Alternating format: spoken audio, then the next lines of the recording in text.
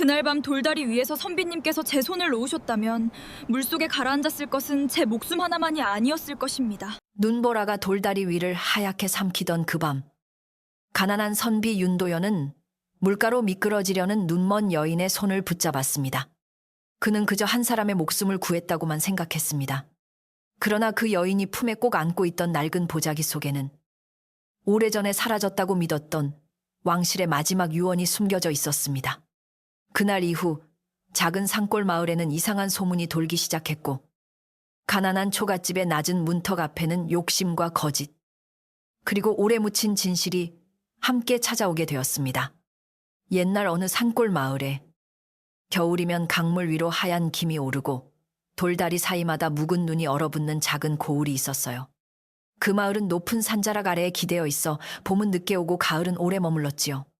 집들은 낮은 담을 두르고 서로의 굴뚝 연기를 보며 하루를 알았고, 새벽마다 우물가에는 물동이를 이 나낙들의 발소리가 조용히 이어졌어요. 그곳에 가난한 선비 윤도현이 늙은 어머니와 함께 살고 있었어요. 도현의 집은 마을 끝자락 감나무 아래에 있었습니다. 초가지붕은 해마다 손을 보아도 비바람이 오면 한쪽이 먼저 젖었고, 마당에는 오래된 장작더미와 금간 물독 하나가 놓여 있었지요. 그래도 집안은 늘 단정했습니다. 어머니는 새벽마다 부엌 아궁이에 불씨를 살리고, 도현은 낡은 책을 펴기 전에 마당을 쓸었습니다. 그는 쌀독이 비어도 남의 담을 넘지 않았고, 헌 도포를 입어도 고개를 함부로 숙이지 않았어요. 도현은 어려서부터 글 읽는 소리를 좋아했습니다. 남들이 논을 갈러 나가고 장에 물건을 팔러 갈 때에도 그는 어머니가 해둔 보리밥을 먹고 책상 앞에 앉았지요. 하지만 가난은 조용히 문틈으로 들어오는 찬바람과 같아서 아무리 모른 척해도 손끝에 닿았습니다. 어머니가 기침을 길게 할 때면 그는 책장을 넘기던 손을 멈추고 마음속으로 말했어요. 내가 조금만 더 굳게 살면 어머니께 따뜻한 방 하나는 드릴 수 있겠지요. 그의 겨울은 유난히 빨리 찾아왔습니다. 서리가 닭장 지붕에 내려앉은 날부터 강가 풀잎은 은가루를 묻힌 듯 빛났고, 저녁이 되면 마을 아이들의 웃음도 일찍 집 안으로 숨어들었어요. 도현은 낮에는 이웃집 아이에게 글자를 가르쳐 곡식 한 되를 얻고, 밤에는 등잔불 아래에서 책을 읽었습니다. 어머니는 그런 아들을 바라보며 배가 고플 때 마음까지 굶기면 안 된다고 말했고, 도현은 조용히 웃으며 국그릇을 어머니 쪽으로 밀어드렸지요. 마을 가운데에는 오래된 돌다리가 하나 있었습니다. 강이라 하기엔 좁고 개울이라 하기엔 깊은 물줄기 위에 놓인 다리였지요. 여름이면 아이들이 그 아래에서 발을 담갔고, 겨울이면 장에 다녀오는 사람들이 그 위에서 잠시 숨을 골랐습니다. 돌다리는 비가 오면 미끄러웠고 눈이 오면 더 위험했지만, 산골 마을과 장터를 잇는 길이 그곳뿐이라 누구나 그 다리를 건너야 했어요. 도현도 장작을 팔거나 약초를 사러 갈 때마다 그 다리를 지났습니다. 어느 날 해가 산허리에 걸릴 무렵, 도현은 장터에서 어머니의 기침약을 사들고 돌아오고 있었습니다. 손에는 작은 종이 꾸러미가 들려 있었고, 품 안에는 이웃아이를 가르쳐받은 좁쌀 몇 줌이 있었습니다. 눈은 낮부터 조금씩 내리더니 저녁이 되자 굵은 솜처럼 흩날렸지요. 바람은 강가에서 불어와 도포 자락을 들추었고, 길 위에는 사람 발자국이 금세 흐려졌습니다. 도현은 어머니가 기다릴까 걸음을 재촉했어요. 돌다리 가까이 이르렀을 때였습니다. 도현은 바람 소리 사이로 아주 낮은 지팡이 소리를 들었습니다. 탁, 탁 하는 소리가 눈에 묻혀 끊어질 듯 이어졌지요. 그는 고개를 들어 다리 위를 바라보았습니다. 흰 눈발 속에 한 여인이 서 있었습니다. 머리에는 낡은 쓰개를 두르고 한 손에는 지팡이를 들었으며 다른 팔에는 빛바랜 보자기를 꼭 안고 있었어요. 여인은 다리 한가운데에서 앞으로도 뒤로도 가지 못한 채 떨고 있었습니다. 도현은 얼른 다리 위로 올라갔습니다. 가까이 다가가 보니 여인의 눈은 먼 곳을 바라보는 듯 흐렸고, 눈꺼풀은 바람에 젖은 꽃잎처럼 가늘게 떨렸어요. 그녀는 발밑의 돌틈을 알아채지 못하고 한 걸음을 잘못 디디려 하고 있었습니다. 도현은 놀라 손을 내밀며 낭자, 그쪽은 물가입니다. 제 팔을 잡으십시오. 라고 말했습니다. 여인은 숨을 삼키듯 멈추더니 아주 조심스럽게 그의 소매 끝을 붙잡았습니다. 손끝은 얼음장처럼 차가웠지요. 도연은 여인을 천천히 다리 끝으로 이끌었습니다. 눈이 쌓인 돌 위에서는 그의 집신도 몇 번이나 미끄러졌지만 그는 여인의 손이 흔들리지 않게 팔에 힘을 주었습니다. 다리를 건너자마자 여인은 무릎이 풀린 듯 잠시 몸을 낮췄고 품에 안은 보자기를 더 단단히 끌어안았어요. 도연은 그녀가 보자기부터 살피는 모습을 보고 이상하게 여겼지만 묻지 않았습니다. 사람에게는 말하기 전에 먼저 덮어주어야 할 추위가 있다고 생각했기 때문이었습니다. 여인은 한참 뒤에야 낮은 목소리로 말했습니다. 소인이 길을 잃었습니다. 눈이 보이지 않아 발소리만 따라왔는데 물소리가 가까워져 겁이 났습니다. 도연은 그녀의 말투가 평범한 장터 사람 같지 않다고 느꼈습니다. 그러나 그는 놀란 얼굴을 숨기고 마을은 이쪽입니다. 날이 어두워졌으니 잠시 저희 집에서 몸을 녹이십시오. 라고 대답했어요. 여인은 망설였지만 바람이 다시 세게 불자 작게 고개를 끄덕였습니다. 도연은 여인의 걸음에 맞춰 천천히 걸었습니다. 눈먼 사람의 발끝이 돌부리에 걸리지 않도록 길가의 굵은 뿌리와 얼음진 웅덩이를 하나하나 알려주었지요. 마을 어귀에 이르자 몇몇 집 굴뚝에서 저녁 연기가 올라왔고 된장국 냄새가 찬 공기 속에 옅게 퍼졌습니다. 여인은 그 냄새를 맡고 아주 희미하게 숨을 놓았습니다. 도현은 그 모습이 오래 굶은 사람의 안도 같기도 하고 오래 쫓긴 사람의 피로 같기도 하다고 생각했어요. 도현의 어머니는 아들이 낯선 여인을 부축하고 들어오자 잠시 놀랐습니다. 그러나 그녀는 곧 부엌 쪽으로 몸을 돌려 아궁이에 장작을 더 넣었어요. 먼 길에 눈까지 맞았으니 먼저 앉히거라. 사람 사정은 손발이 녹은 뒤에 들어도 늦지 않다. 어머니의 한마디는 부엌의 불길처럼 낮고 따뜻했습니다. 도현은 여인을 아랫목 가까이에 앉히고 젖은 쓰개를 조심스레 벗겨 마루 끝에 걸었습니다. 여인은 끝까지 보자기를 품에서 놓지 않았어요. 그날 저녁 밥상은 넉넉하지 않았습니다. 보리 섞은 밥 한 그릇, 묽은 무국, 김치 몇 조각이 전부였지요. 도연은 자기 밥을 조금 덜어 여인의 그릇에 얹고 어머니는 모른 척 국을 한 국자 더 떠주었습니다. 여인은 숟가락을 들기 전 고개를 숙이며 받은 은혜를 잊지 않겠습니다. 라고 말했습니다. 도현은 눈 오는 날 길 잃은 이를 모른 척하지 않는 것은 은혜가 아니라 사람의 도리입니다. 라고 대답했어요. 그 말에 여인의 입가가 아주 조금 떨렸습니다. 밤이 깊어지자 바람은 지붕을 스치며 낮게 울었습니다. 도현은 사랑방 한쪽에 얇은 이불을 펴고 자신은 책상 곁에 앉아 낡은 속옷을 덮었습니다. 어머니는 안방에서 마른 기침을 하다가도 손님이 놀랄까 소리를 삼켰지요. 여인은 잠든 듯 조용했지만 도연은 가끔 보자기천이 살짝 바스락거리는 소리를 들었습니다. 그녀가 품속의 것을 확인하는 듯 했습니다. 도현은 궁금했으나 고개를 돌리지 않았어요. 지켜야 할 말이 있듯 묻지 말아야 할 침묵도 있는 법이었습니다. 다음 날 아침, 눈은 그쳤지만 마당에는 발목까지 하얗게 쌓여 있었습니다. 도현은 우물가에서 얼음을 깨고 물을 길어왔고 어머니는 손님에게 따뜻한 물을 내주었습니다. 여인은 자신의 이름을 서월이라 했습니다. 고향을 묻자 잠시 입술을 다물었고 집안을 묻자 먼 곳의 종소리를 듣는 사람처럼 고개를 기울였습니다. 그러고는 지금은 갈 곳이 없습니다. 며칠만 몸을 의지하게 해주십시오. 라고 조심스레 말했어요. 어머니는 도연을 보았고 도연은 조용히 고개를 끄덕였습니다.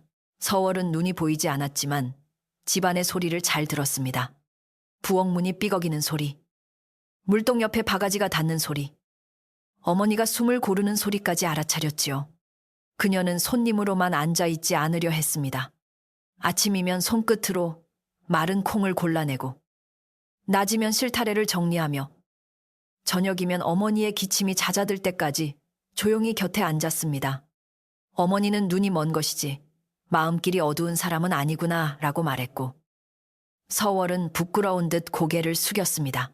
도연의 집에 낯선 여인이 머문다는 소문은 오래 걸리지 않아 퍼졌습니다. 처음에는 우물가의 물동이 사이에서 작은 말로 시작되었고 다음에는 방앗간 앞에서 곡식 빻는 소리에 섞였습니다. 가난한 선비집에 눈먼 여인이 들어왔다지요. 돌다리에서 구했다더군요. 품에 보자기를 꼭 안고 있다던데 무슨 사연일까요? 사람들의 말은 눈 위에 찍힌 새 발자국처럼 가볍게 보였지만 날이 지나면 그 발자국도 길이 되기 마련이었습니다. 도현은 들은 척하지 않았습니다. 도현은 서월에게 마을 길을 알려주었습니다. 집 앞 감나무에서 세 걸음 나가면 작은 돌이 있고 거기서 왼쪽으로 돌면 우물가로 가는 길이며 부엌 뒤에는 장작더미가 있어 겨울이면 발을 다치기 쉽다고 말했지요. 서월은 그의 설명을 한 번 듣고도 거의 잊지 않았습니다. 어느 날 그녀는 마루 끝에 앉아 선비님은 가난을 부끄러워하지 않으시는군요 라고 말했습니다. 도연은 잠시 웃고 부끄러운 것은 빈 밥상이 아니라 빈 마음으로 남을 밀어내는 일이지요 라고 했습니다. 서월은 그 말을 듣고 오래 침묵했습니다. 그녀는 마치 눈으로 보지 못하는 대신 마음속 어딘가로 도현의 얼굴을 더듬는 듯 했습니다. 바람이 처마 끝 풍경을 흔들었고 마당의 눈은 햇볕 아래 조금씩 녹아 물방울이 되었습니다. 서월은 품에 둔 보자기를 손끝으로 만지다가 다시 내려놓았습니다. 도연은 그 움직임을 보았지만 아무 말도 하지 않았습니다. 그에게 중요한 것은 손님이 무엇을 감추었는가 보다 그 손님이 추운 밤을 무사히 넘겼는가 하는 일이었어요. 며칠 뒤 도연은 장터에 나가 약초값을 치르기 위해 이웃집의 낡은 문짝을 고쳐주었습니다. 손은 얼고 허리는 아팠지만 돌아오는 길에 그는 작은 생선 2마리와 메밀가루 조금을 사왔습니다. 어머니는 그런 아들을 보고 네가 먹을 것을 또 남에게 나누려 하는구나 라고 했습니다. 도현은 손님이 머무는 동안 집이 너무 궁하면 마음도 추워집니다 라고 대답했지요. 서월은 그 말을 부엌 문턱 너머에서 듣고 손에 쥔 실타래를 놓칠 뻔했습니다. 그날 밤 세 사람은 작은 밥상에 둘러앉았습니다. 생선은 작아 살이 많지 않았지만 어머니는 뼈 가까운 살을 조심스레 발라 서월의 그릇에 올렸고 도현은 국물이 식지 않게 그릇을 아궁이 곁에 두었습니다. 서월은 밥을 먹다가 조용히 말했습니다. 이 집은 가난하지만 문지방이 높지 않습니다. 어머니는 그 말을 듣고 웃으며 높은 문지방은 사람을 막고 낮은 문지방은 복도 들어오게 하지 라고 했습니다. 도연은 그 소리가 이상하게 마음에 오래 남았습니다. 하지만 도연의 마음에도 걱정이 없지는 않았습니다. 쌀독은 다시 바닥을 보였고 어머니의 기침은 밤마다 더 길어졌으며 서월의 보자기는 날이 갈수록 무겁게 보였습니다. 그는 책을 읽다가도 문득 돌다리 위에 그 순간을 떠올렸습니다. 만일 자신이 조금 늦었다면 여인은 차가운 물가로 떨어졌을지도 몰랐습니다. 그러나 또 한편으로는 자신이 그녀를 데려온 뒤 집안의 조용한 흐름이 조금 달라졌다는 것도 느꼈어요. 바람이 바뀌기 전에는 늘 처마 끝이 먼저 흔들리는 법이지요. 어느 늦은 오후 마을의 아이 하나가 그를 배우러 왔다가 서월을 보고 눈을 크게 떴습니다. 아이는 집에 돌아가 선비님 댁 손님은 눈을 감고도 콩을 고르고 소리만 듣고 사람이 어디 서 있는지 알아요 라고 말했습니다. 그 말은 신기한 이야기처럼 퍼졌고 사람들은 서월을 불쌍히 여기면서도 궁금해했습니다. 어떤 이는 좋은 집안에서 버려진 여인이라 했고 어떤 이는 절에서 내려온 사람이라 했습니다. 도연은 소문이 커지는 것을 보고 조용히 문단속을 더 살폈습니다. 서월은 자신 때문에 집안에 말이 도는 것을 알고 있었습니다. 어느 밤 그녀는 도연에게 제가 떠나야 할지도 모르겠습니다. 선비님 집에 누를 끼치고 싶지 않습니다. 라고 말했습니다. 도현은 등잔심지를 낮추며 대답했습니다. 눈 오는 다리 위에서 한번 잡은 손을 마른 마당에서 소문이 무섭다고 놓을 수는 없습니다. 그 말은 크지 않았지만 단단했습니다. 서월은 고개를 숙였고 보자기를 아는 팔에 힘이 들어갔습니다. 그녀는 무언가를 말하려다 다시 삼켰어요. 도현의 어머니는 두 사람의 낮은 대화를 듣고 있었습니다. 그녀는 잠시 뒤 문을 열고 따뜻한 숭늉을 내왔습니다. 사람이 머무는 데에는 밥보다 마음이 먼저라지만 마음만으로는 밤을 못 넘긴다. 마시고 자거라. 어머니의 말에 도현도 서월도 더는 아무 말을 하지 않았습니다. 바깥에서는 눈 녹은 물이 처마 끝에서 한 방울씩 떨어졌고 방 안에서는 숭늉 김이 등잔불 사이로 천천히 올라갔습니다. 그 순간만큼은 가난도 소문도 문 밖에 서 있는 듯 했습니다. 그렇게 며칠이 더 지나며 서월은 집안의 한 사람이 되어갔습니다. 그녀는 어머니가 좋아하는 무말랭이를 손끝으로 고르고 도현이 책을 읽을 때에는 장작 타는 소리가 너무 크지 않게 불을 다스렸습니다. 도현은 그녀의 앞에서 자신의 어려움을 숨기지 않았지만 괴로움으로 누군가를 밀어내지도 않았습니다. 그는 여전히 새벽이면 마당을 쓸고 낮이면 글을 가르치고 밤이면 책을 펼쳤습니다. 다만 이제 그의 마음 한구석에는 눈먼 여인과 그녀의 보자기에 대한 조용한 물음이 자리 잡고 있었어요. 겨울 해가 짧아지고 마을길에 다시 얼음이 잡히던 날, 도연은 돌다리를 바라보며 오래 서 있었습니다. 그 위에서 시작된 인연이 어디로 흐를지는 알 수 없었지만 그는 이미 마음을 정했습니다. 가난한 집이라도 사람을 품을 수 있고 낡은 마루라도 진실이 앉을 자리는 있다는 것을 믿기로 한 것이지요. 집으로 돌아오니 어머니는 부엌에서 죽을 젓고 있었고 서월은 마루 끝에서 조용히 바람 소리를 듣고 있었습니다. 도현은 낮게 말했습니다. 이 겨울은 함께 넘깁시다.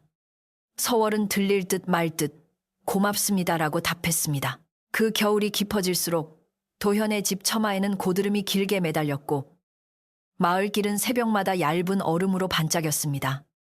서월은 여전히 조용히 머물렀으나 그녀가 집 안에 들어온 뒤 도현의 초가에는 전에 없던 발길과 눈길이 따라붙기 시작했어요. 우물가에서 물을 웻던 여인들은 도현 어머니의 기침 소리보다 서월의 보자기 이야기를 더 낮게 나누었고 방앗간 앞에서는 겨울 곡식처럼 말들이 자꾸 쌓였습니다. 도현은 그런 소문을 알면서도 마당을 쓸 때마다 마음을 고르게 하려 했습니다. 마을에는 박만석이라는 장사꾼이 새로 들어와 있었습니다. 그는 해마다 장이 설 때마다 비단 조각과 바늘, 싸구려 장신구를 팔러 다녔는데 올해는 눈이 빨리 내려 길이 막혔다며 마을 아래 빈 행랑방에 눌러 앉았지요. 말솜씨가 좋고 웃음이 커서 처음엔 사람들이 그를 반겼습니다. 그러나 그는 남의 집 형편을 한번 보면 쌀독 깊이까지 헤아리려 했고 누구의 방에 새 손님이 들었는지까지 놓치지 않았어요. 그 눈이 어느 날 도현의 집 낮은 담 너머로 들어왔습니다. 박만석은 처음에 바늘 한 꾸러미를 팔겠다며 도현의 집 문 앞에 섰습니다. 도현은 아이에게 글을 가르치러 나가고 없었고 어머니는 부엌에서 물을 썰고 있었지요. 서월은 마루 끝에 앉아 콩을 고르고 있었습니다. 박만석은 그녀의 흐린 눈과 품 가까이에 놓인 낡은 보자기를 번갈아 보더니 지나치게 밝은 목소리로 말했습니다. 눈먼 낭자가 손끝으로 콩을 고르니 신기합니다. 그런데 그 보자기는 잠잘 때도 품고 잔다지요. 서월은 대답하지 않고 손끝에 콩만 가만히 굴렸습니다. 도현의 어머니는 부엌 문을 열고 박만석을 바라보았습니다. 우리 집은 바늘을 살 형편이 못 되니 다른 집으로 가보시오. 말은 부드러웠지만 문을 닫는 손길은 분명했습니다. 박만석은 웃으며 물러났으나 그의 눈은 이미 마당과 마루와 서월의 보자기를 훑고 지나간 뒤였습니다. 그는 길을 나서며 낮게 중얼거렸습니다. 가난한 집에 들어온 손님이 귀한 물건을 품고 있다면 그건 손님이 아니라 바람 속 불씨일 수도 있지. 그 말은 곧 다른 사람의 귀로 옮겨갈 준비를 하고 있었습니다. 그날 저녁 우물가에는 사람들이 평소보다 오래 머물렀습니다. 물동이에 물이 찼는데도 발길을 돌리지 않고 손이 시린데도 두레박근을 만지작거렸지요. 박만석은 마치 아무 뜻도 없다는 듯 그 곁을 지나가며 말했습니다. 돌다리에서 구한 여인이라 들었소. 그런데 눈머니가 길을 잃었다면서도 보자기는 한 번도 놓지 않는다니. 참 이상한 일입니다. 한 여인이 사연이 있겠지요 라고 하자 그는 웃음을 낮추며 대답했습니다. 사연이 깊으면 집안 문턱도 깊이 잠가야 하는 법이지요. 소문은 눈 녹은 물보다 빠르게 흘렀습니다. 아침에는 도현의 집에 불쌍한 손님이 머문다는 말이었는데 점심 무렵에는 수상한 보자기를 품은 여인이라는 말이 되었고 저녁이 되자 관아에서 찾는 사람일지도 모른다는 말로 변했습니다. 아무도 그 여인의 속내를 들은 적이 없었지만 들은 적 없는 말일수록 사람들은 더 쉽게 꾸며냈어요. 도현이 아이들에게 글을 가르치고 돌아오는 길에도 몇몇 사람이 그를 보고 인사를 짧게 했습니다. 예전의 따뜻한 눈길이 조금씩 멀어져 있었습니다. 집으로 돌아온 도현은 마당에 낯선 발자국이 있는 것을 보았습니다. 눈이 얇게 덮인 흙 위에 누군가 담장 쪽으로 다가왔다가 돌아간 흔적이 남아 있었지요. 그는 먼저 부엌으로 가 어머니가 무사한지 살피고 마루에 앉은 서월을 보았습니다. 서월은 고개를 들고 말했습니다. 낮에 담장 밖에서 발소리가 오래 머물렀습니다. 장사꾼의 발소리 같았습니다. 도현은 놀랐지만 목소리를 낮추었습니다. 걱정 마십시오. 앞으로 문단속을 더 살피겠습니다. 서월은 풍 가까이 놓인 보자기를 천천히 끌어당겼습니다. 그날 밤 도현은 쉽게 잠들지 못했습니다. 어머니는 안방에서 낮은 기침을 하고 서월은 사랑방 한쪽에서 조용히 숨을 고르고 있었지요. 도현은 등잔불을 줄이고도 책을 덮지 못했습니다. 그의 마음에는 두 가지 걱정이 함께 놓였습니다. 하나는 가난한 집에 손님을 들인 탓에 어머니가 불편해질까 하는 걱정이었고, 다른 하나는 서월이 정말로 큰 사연을 품고 있다면 자신이 감당할 수 있을까 하는 걱정이었습니다. 그러나 그가 떠올린 것은 눈 내리던 돌다리 위에 차가운 손이었습니다. 다음 날 아침, 도연의 외숙이 마을로 찾아왔습니다. 그는 도연 어머니의 먼 친척으로 평소에는 소식도 뜸하다가 집안에 일이 생기면 제일 먼저 얼굴을 내미는 사람이었어요. 옷은 남보다 깨끗하게 입었지만 눈빛에는 늘 계산이 앞섰습니다. 그는 대문도 두드리지 않고 마당 안으로 들어오며 말했습니다.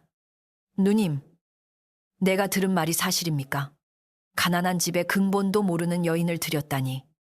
이게 무슨 일입니까? 어머니는 방에서 천천히 나와 그를 맞았습니다. 도현은 외숙에게 예를 갖추어 절했습니다. 외숙은 답례를 대충 하고 마루 쪽을 바라보았지요.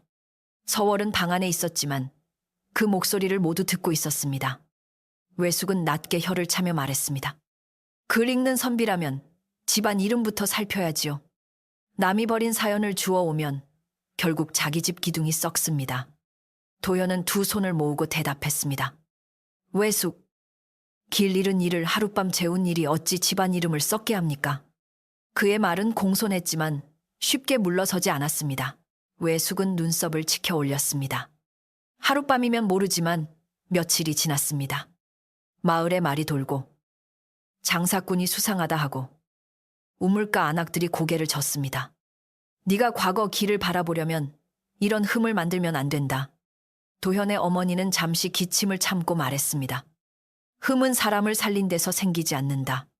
흠은 사람을 이용하려는 입에서 생긴다. 외숙은 불쾌한 얼굴로 고개를 돌렸고 도현은 어머니의 말에 마음이 조금 놓였습니다. 그러나 외숙은 쉽게 물러나지 않았습니다. 그는 낮은 목소리로 도현에게 따로 말했습니다. 내 아버지가 남긴 이 집도 넉넉한 재산은 아니지만 그래도 땅 문서가 있고 마당이 있다. 낯선 여인 하나 때문에 관아 사람이라도 들이닥치면 이 집은 지킬 수 없을 것이다. 도현은 그 말 속에 걱정보다 다른 욕심이 섞여 있다는 것을 느꼈습니다. 외숙은 오래전부터 도현의 집터가 마을 끝 길목에 있어 장차 값이 오를 거라 말하곤 했지요. 도현은 고개를 숙였지만 마음은 더 단단해졌습니다. 그날 오후, 오래전 도현의 아버지에게 은혜를 입었다던 늙은 종봉이가 찾아왔습니다. 봉이는 젊을 때 큰 집에서 일을 하다가 늙어 지금은 마을 뒤 밭가의 작은 방에서 살았습니다. 허리는 굽었고 눈가에는 깊은 주름이 있었지만 마을의 오래된 일을 가장 많이 기억하는 사람이었어요. 그는 대문 옆에서 지팡이를 짚고 도연을 불렀습니다. 도연이 나가 절하자 봉이는 서월이 있는 방 쪽을 한번 보고 조용히 말했습니다. 사람을 들일 때보다 내쫓을 때 마음을 더 살펴야 한다. 봉이의 말은 짧았지만 도연의 가슴에 오래 남았습니다. 그는 노인을 안으로 들여 따뜻한 숭늉을 내었습니다. 봉이는 숭늉을 두 손으로 감싸쥐고 마당에 눈을 바라보며 말했습니다. 소문은 남의 입에서 태어나지만 그 소문을 믿고 움직이는 발은 자기 발이다. 도현은 아무 대답도 하지 못했습니다. 봉이는 더 길게 말하지 않았어요. 그는 원래 한 번에 많은 말을 하지 않는 사람이었습니다. 다만 방 안의 서월을 향해 고개를 살짝 숙이고는 천천히 돌아갔습니다. 서월은 봉이의 발소리가 멀어질 때까지 가만히 있었습니다. 그러고는 도연에게 말했습니다. 저분은 마음이 오래된 나무 같군요. 바람이 와도 바로 꺾이지 않는 소리가 납니다. 도현은 희미하게 웃었습니다. 아버지께서 살아계실 때 저분에게 작은 도움을 주셨다. 들었습니다. 그 뒤로 우리 집 일을 남처럼 보지 않으십니다. 서월은 손끝으로 보자기 매듭을 더듬으며 말했습니다. 그런 사람의 한마디는 길보다 더 믿을 때가 있습니다. 도현은 그녀가 무언가를 말하려 한다는 것을 느꼈지만 기다렸습니다. 하지만 서월은 끝내 보자기의 사연을 말하지 않았습니다. 그녀는 대신 도현의 어머니 곁으로 가약 초다리는 냄새를 맡고 물의 양을 짐작해 주었습니다. 어머니는 눈이 보이지 않아도 손끝이 참 밝구나 라고 했고, 서월은 어릴 때부터 소리와 냄새에 기대어 살았습니다 라고 조용히 답했습니다. 도연은 그 모습을 보며 마음 한쪽이 따뜻해졌지만 동시에 밖에서 커지는 소문이 집안의 온기를 언젠가 흔들까 두려웠습니다. 병원은 얇은 종이처럼 보일 때가 있었습니다. 며칠 뒤 박만석은 방앗간 앞에서 더욱 노골적인 말을 꺼냈습니다. 내가 여러 고을을 다녀보아 아는데 죄를 피해 다니는 사람들은 대개 눈에 띄지 않으려 합니다. 그런데 참 이상하지요. 그 여인은 눈이 멀었다면서도 품에 든 물건만은 잃지 않는답니다. 한 노인이 눈머니에 물건을 두고 그런 말을 하면 못 쓴다고 꾸짖었으나 젊은 사람 몇은 이미 귀를 기울이고 있었습니다. 박만석은 꾸중을 듣고도 웃었습니다. 그의 웃음은 마른 나뭇잎처럼 가벼웠습니다. 그 소문은 곧 도현의 귀에도 들어왔습니다. 글을 배우던 아이 하나가 수업을 마치고 조심스럽게 물었지요. 선비님, 사람들은 손님이 나쁜 사람이라는데 정말인가요? 도연은 아이의 눈높이에 맞춰 앉아 말했습니다. 사람을 알기도 전에 나쁘다 말하는 것은 글자를 읽기도 전에 책을 찢는 것과 같다. 아이는 고개를 끄덕였지만 그 말을 집에 그대로 전했는지는 알 수 없었습니다. 도현은 아이가 돌아간 뒤 오래 책장을 넘기지 못했습니다. 소문은 어린이집까지 찾아가고 있었습니다. 그날 밤 도현은 서월에게 사실을 말했습니다. 마을에 좋지 않은 말이 돕니다. 박만석이라는 장사꾼이 낭자의 보자기를 두고 의심을 키우고 있습니다. 서월은 놀라지 않았습니다. 오히려 그런 날이 올 줄 알았다는 듯 조용히 고개를 숙였지요. 제가 머물면 선비님께 더 큰 짐이 될 것입니다. 도현은 대답하기 전에 한참 침묵했습니다. 그리고 천천히 말했습니다.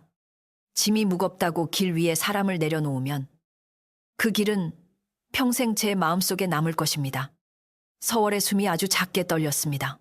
서월은 그날 처음으로 자신의 보자기를 무릎 위에 올려놓았습니다. 매듭은 오래되어 색이 바랬지만 손길이 많이 닿아 반질반질했습니다. 그녀는 매듭을 풀듯 하다가 다시 멈추었습니다.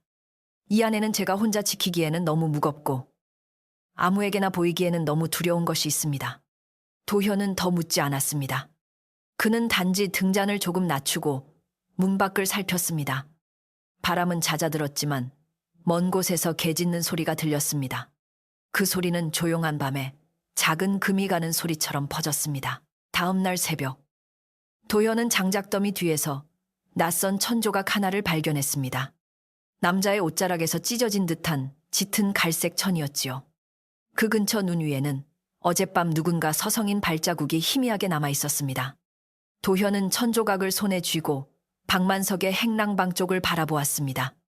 아직 해가 뜨기 전이라 마을은 조용했지만 그의 마음은 조용하지 않았습니다.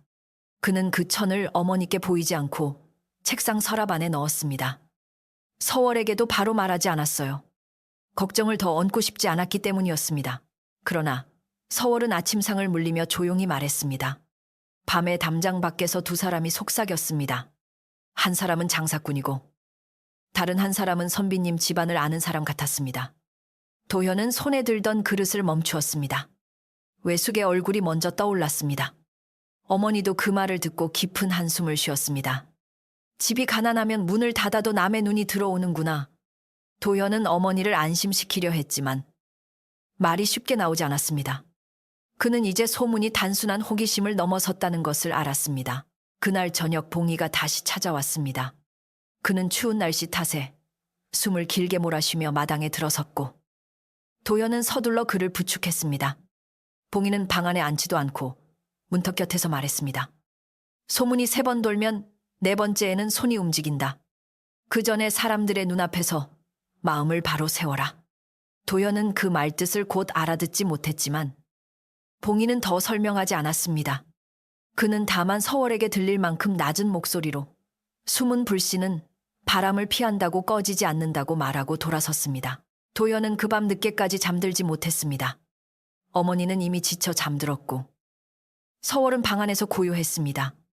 그는 마당으로 나와 돌다리 쪽 하늘을 바라보았습니다. 별빛은 차가웠고 눈 위에는 달빛이 옅게 깔려 있었습니다. 도연은 자신이 원하는 삶이 얼마나 작은 것인지 생각했습니다. 어머니를 편히 모시고 글을 읽고 아이들을 가르치며 부끄럽지 않게 사는 것뿐이었습니다. 그런데 그 작은 삶을 지키려면 이제 누군가의 거짓말 앞에 서야 할지도 몰랐습니다. 다음 아침 도연은 서월에게 말했습니다. 낭자.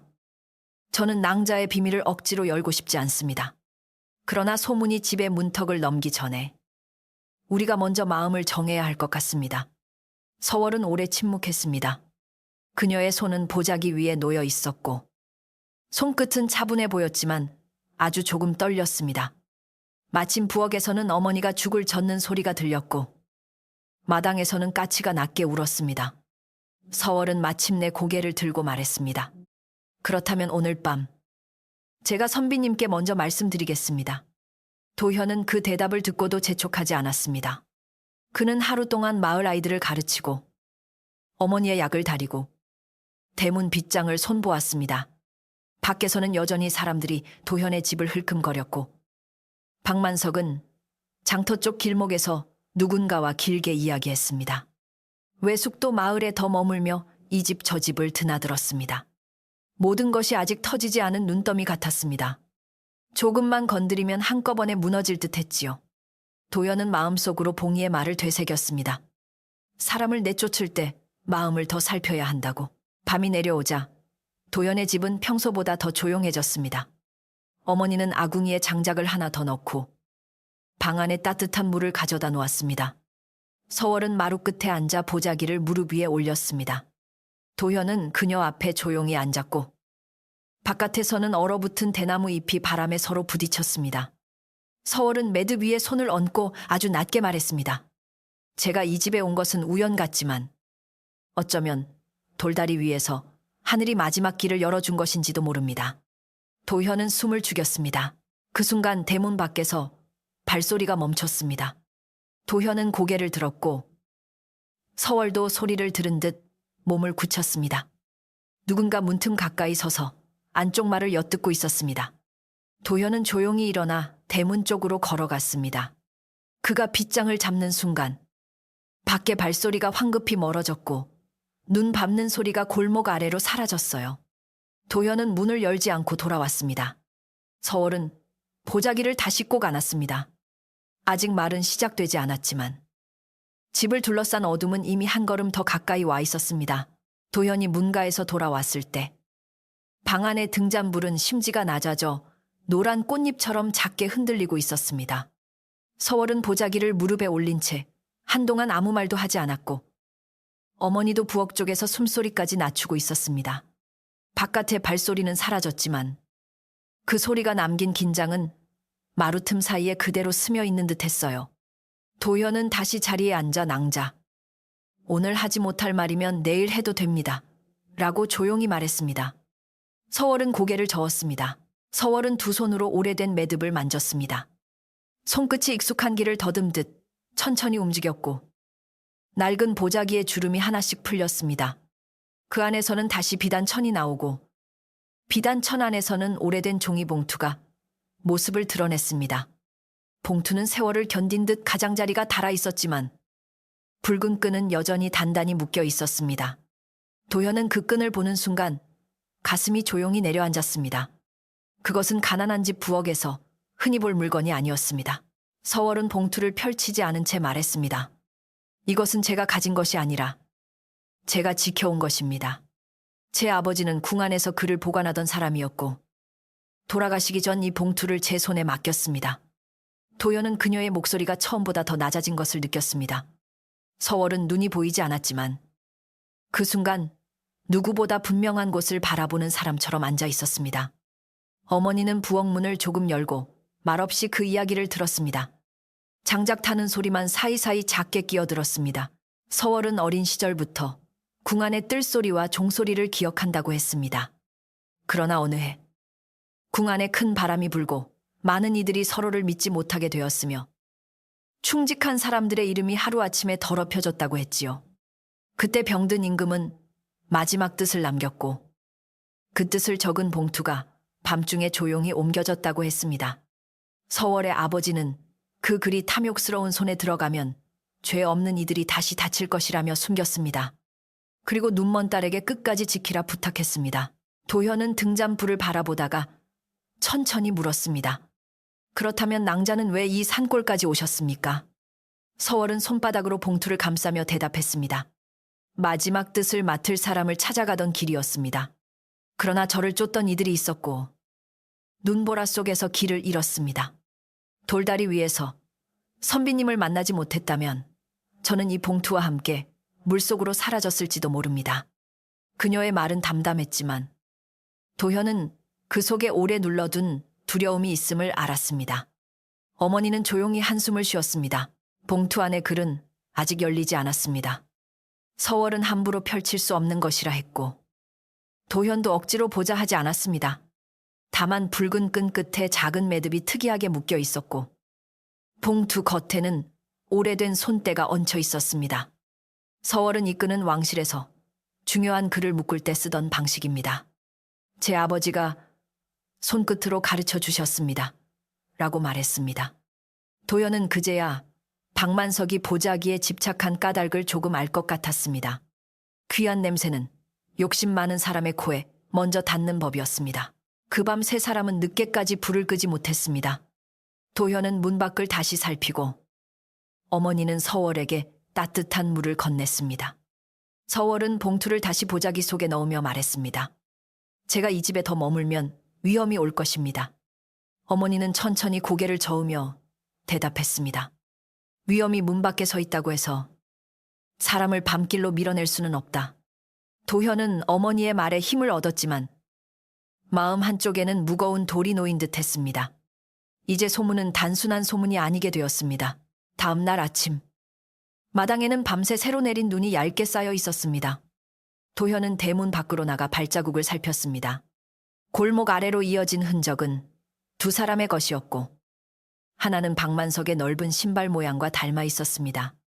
다른 하나는 마을 사람의 집신처럼 보였지만 발끝이 안쪽으로 조금 기운 모양이 낯익었습니다.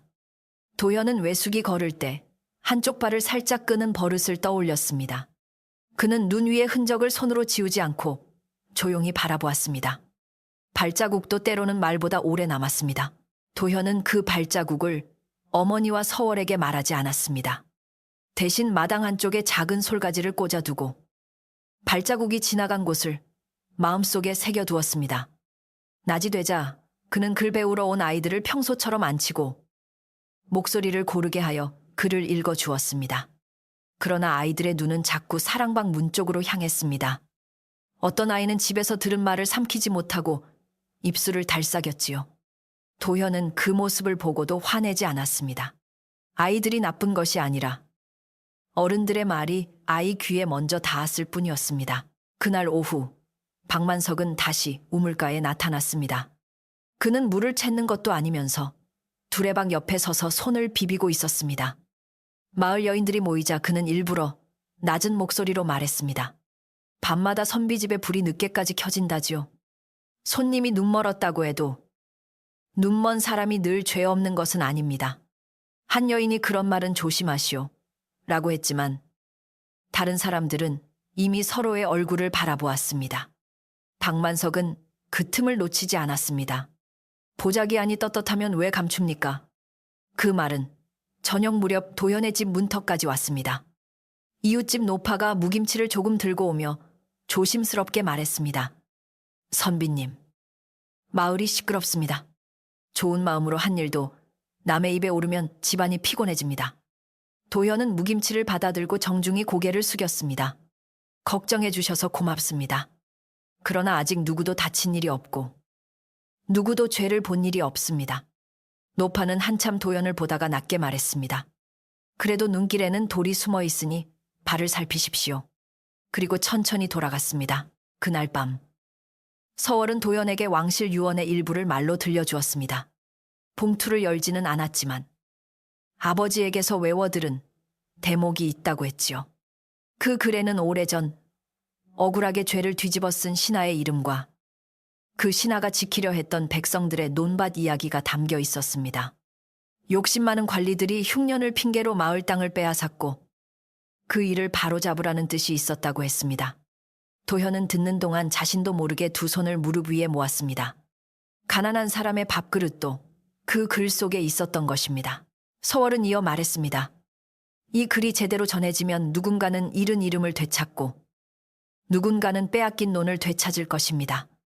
그러나 그를 팔아 자기 이익을 얻으려는 이에게 넘어가면 죽은 사람의 뜻은 또 한 번 짓밟힐 것입니다. 도현은 박만석과 외숙의 얼굴을 떠올렸습니다. 한 사람은 보자기 속 귀함을 팔아 상을 얻으려 할 것이고 다른 한 사람은 소문을 핑계로 집과 땅을 손에 넣으려 할지도 몰랐습니다. 세상의 욕심은 모양만 다를 뿐 뿌리가 닮아 있었습니다. 며칠 뒤 도현은 장터로 가는 길에 박만석이 낯선 사내와 만나는 것을 보았습니다. 두 사람은 장터 뒤 낡은 창고 곁에서 낮게 이야기하고 있었지요. 도현은 일부러 가까이 가지 않고 장작을 사는 사람처럼 멀리 서서 기다렸습니다. 바람에 실려 박만석의 목소리 일부가 들렸습니다. 보자기만 손에 넣으면 된다. 눈먼 여인과 가난한 선비가 뭘 할 수 있겠나. 도현은 손에 쥔 새끼줄을 세게 움켜쥐었습니다. 그의 마음은 뜨거워졌지만 걸음은 움직이지 않았습니다. 지금 달려들면 증거보다 소란이 먼저 생길 터였습니다. 도현은 집으로 돌아와 봉이를 찾아갔습니다. 봉이의 작은 방은 마을 뒤 밭둑 아래에 있었고 문 앞에는 마른 고추와 오래된 집신이 걸려 있었습니다. 봉이는 아궁이 앞에서 손을 녹이고 있다가 도현을 보며 이미 기다렸다는 듯 자리를 내주었습니다. 도현은 박만석의 말과 발자국, 서월의 사연을 모두 조심스럽게 전했습니다. 봉이는 한참 듣고 나서 찻잔을 내려놓았습니다. 그리고 한 문장만 또렷하게 말했습니다. 숨긴 것이 죄가 되는 날도 있고 지킨 것이 빛이 되는 날도 있다. 도현은 봉이의 말을 마음에 새기며 돌아왔습니다. 집으로 오는 길에 그는 돌다리 위에 잠시 섰습니다. 눈은 많이 녹았지만 돌 사이에는 아직 얼음이 남아 있었고 물은 그 아래에서 조용히 흘렀습니다. 그날 서월의 손을 붙잡았던 자리가 바로 이쯤이었지요. 도현은 흐르는 물을 보며 생각했습니다. 진실도 물과 같아서 잠시 막을 수는 있어도 영영 가둘 수는 없다고 말입니다. 다만 물길을 잘못 열면 약한 집 먼저 쓸려 나갈 수 있었습니다. 그러니 그는 서둘러야 했지만 조급해서는 안 되었습니다. 그날부터 도현은 조용히 준비를 시작했습니다. 먼저 마을 아이들을 통해 소문을 막으려 하지 않았고 대신 어른들이 많이 모이는 대보름 전날 정자 앞마당에서 이야기를 나누자고 몇몇 믿을 만한 사람에게 전했습니다. 그는 누구를 꾸짖겠다고 말하지 않았습니다. 다만 우리 집에 관한 말이 마을을 돌았으니 마을 사람들이 보는 앞에서 분명히 하겠습니다. 라고 했습니다. 그 말은 다시 소문이 되었지만 이번에는 박만석이 뜻대로 굴리기 어려운 소문이었습니다. 소문도 밝은 곳으로 끌어내면 힘을 잃기 시작합니다. 도연은 또 우물가의 노파와 방앗간 주인, 마을 일을 오래 보아온 늙은 이장에게 따로 인사를 드렸습니다. 그는 서월의 큰 사연을 모두 말하지는 않았지만 한 사람을 도둑으로 몰기 전에 직접 듣고 판단해 달라고 부탁했습니다. 이장은 수염을 쓰다듬으며 마을의 말이 커졌으니 마을 앞에서 풀어야 하겠구나 라고 했습니다. 방앗간 주인은 고개를 끄덕였고 노파는 그날 나도 가 보겠습니다 라고 했습니다. 도현은 그제야 조금 숨을 쉴 수 있었습니다. 혼자 지키는 문도 여럿이 보면 담이 됩니다. 그러나 박만석도 가만히 있지 않았습니다. 그는 외숙과 더 자주 만났고 외숙은 도현 어머니를 찾아와 마지막으로 윽박지르듯 말했습니다. 누님, 내 말 듣고 그 여인을 내보내시오. 마을 앞에 나섰다가 망신을 당하면 도현은 평생 고개를 들지 못합니다. 어머니는 병든 몸으로도 곧게 앉아 대답했습니다. 내 아들이 고개를 못 드는 날은 겁이 나서 죄 없는 사람을 밀어냈을 때뿐이다. 외숙은 얼굴이 붉어졌고 마당을 거칠게 밟고 나갔습니다. 그 발소리는 겨울 흙을 긁는 쇠붙이 같았습니다. 그날 밤 서월은 도현과 어머니 앞에서 처음으로 봉투의 붉은 끈을 완전히 풀었습니다. 봉투 안에는 얇지만 질긴 종이가 여러 겹 접혀 있었고 오래된 향 냄새가 희미하게 났습니다. 도현은 감히 손을 대지 않았고 서월은 아버지에게 배운 대로 손끝으로 종이의 방향을 살폈습니다. 글자는 그녀에게 보이지 않았지만 봉투 안쪽 가장자리에 만져지는 작은 실매듭과 종이의 두께가 진짜임을 말해주는 듯 했습니다. 도연은 그 글을 읽어달라는 듯 어머니를 바라보았고 어머니는 떨리는 손으로 종이를 받았습니다. 어머니는 등잔불 가까이 종이를 들고 천천히 읽었습니다. 글에는 오래전 병든 임금이 마지막으로 남긴 뜻이 담겨 있었고 억울한 집안의 이름을 바로잡으며 백성의 논밭을 빼앗은 자들의 기록을 다시 살피라는 말이 있었습니다. 또한 그 뜻을 전하는 사람에게 해를 끼치는 자는 큰 죄를 피하지 못하리라는 경고도 적혀 있었습니다. 어머니의 목소리는 읽을수록 떨렸고 도연은 방바닥에 손을 짚은 채 숨을 고르지 못했습니다. 서월은 눈을 감은 채 조용히 울고 있었습니다. 서월의 눈물은 소리 없이 뺨을 타고 흘렀습니다. 그녀는 아버지는 이 글이 사람을 살릴 것이라 했습니다. 그러나 저는 도망치고 숨는 동안 이 글이 제게 너무 큰 짐이라고만 생각했습니다. 라고 말했습니다. 도현은 천천히 고개를 저었습니다. 큰 짐이라도 혼자 지면 사람을 누르고 함께 들면 길이 됩니다. 어머니도 종이를 다시 접으며 말했습니다. 이제 숨기기만 할 때는 지난 것 같구나. 방 안의 공기는 무거웠지만 이상하게도 더 어둡지는 않았습니다. 진실이 모습을 드러내면 두려움도 모양을 갖기 때문이었습니다. 다음 날 새벽 도현은 봉이에게 다시 가서 정자 앞마당에 함께 있어 달라고 부탁했습니다. 봉이는 고개를 끄덕이며 낡은 겉옷을 챙겼습니다. 늙은 사람이 할 일은 많지 않아도 오래 본 눈으로 거짓말의 흔들림은 알아볼 수 있다. 그는 그렇게 말하고 도연과 함께 눈길을 걸었습니다. 돌아오는 길에 두 사람은 돌다리 옆에서 멈추었습니다. 봉이는 다리 난간의 얼음을 지팡이로 톡톡 건드리며 말했습니다. 사람도 다리도 오래 버티려면 가운데 돌이 단단해야 한다. 도현은 그 말뜻을 마음속 깊이 받았습니다. 그날 낮 서월은 마루 끝에서 도현에게 자신의 아버지 이름과 그 글을 맡긴 사람들의 이름을 하나씩 말해주었습니다. 도현은 낡은 종이에 조심스럽게 적었습니다. 이름을 적는 동안 그는 글자가 단순한 획이 아니라 누군가의 삶이라는 것을 새삼 느꼈습니다. 서월은 틀리지 않게 말하려고 여러 번 숨을 고르고 기억 속 소리를 더듬었습니다. 바깥에서는 이웃집 닭이 울고 부엌에서는 어머니가 무말랭이를 무쳤습니다. 평범한 소리들 사이에 큰 비밀이 자리하고 있었죠. 저녁이 가까워지자 마을은 정자 앞 모임 이야기가 커졌습니다.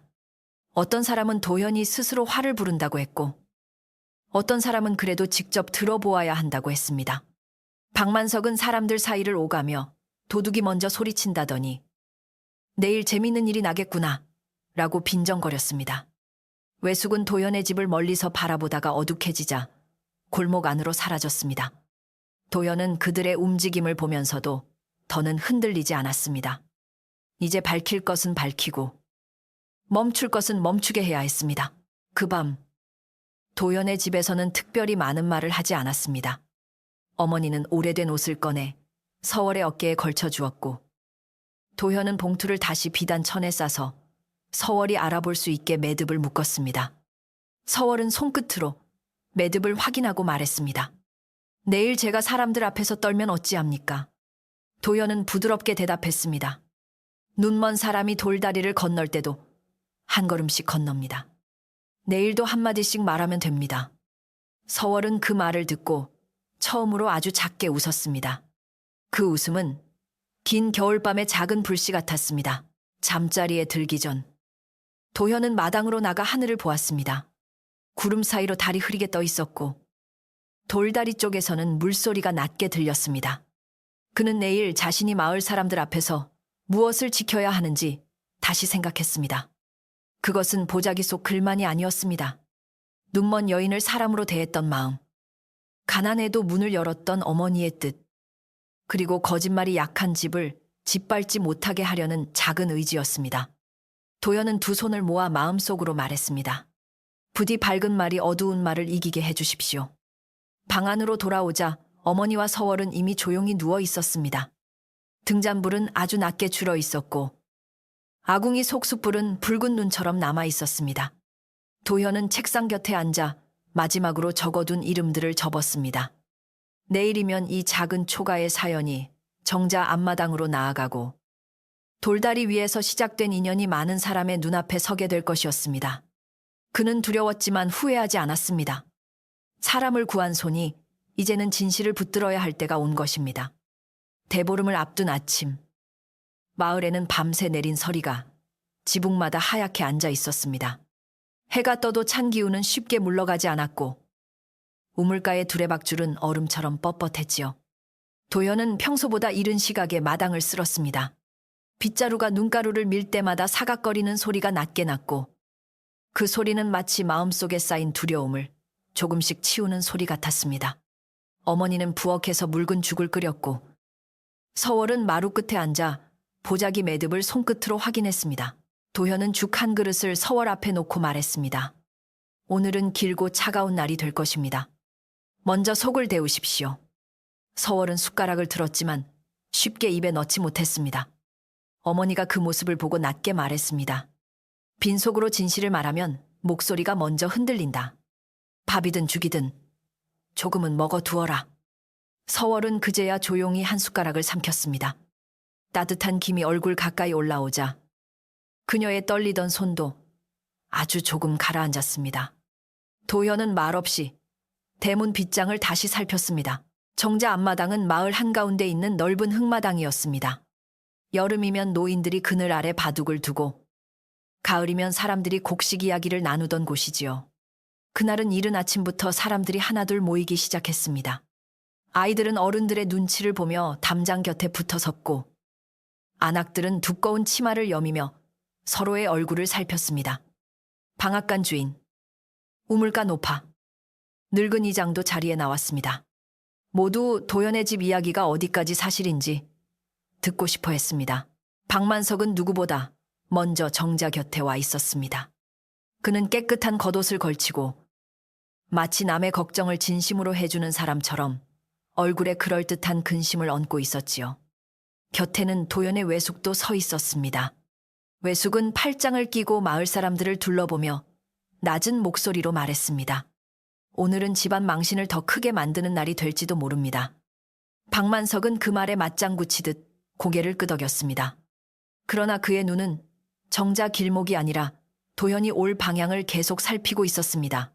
해가 조금 더 높이 올랐을 때 도현이 서월을 부축하고 정자 앞마당으로 들어섰습니다.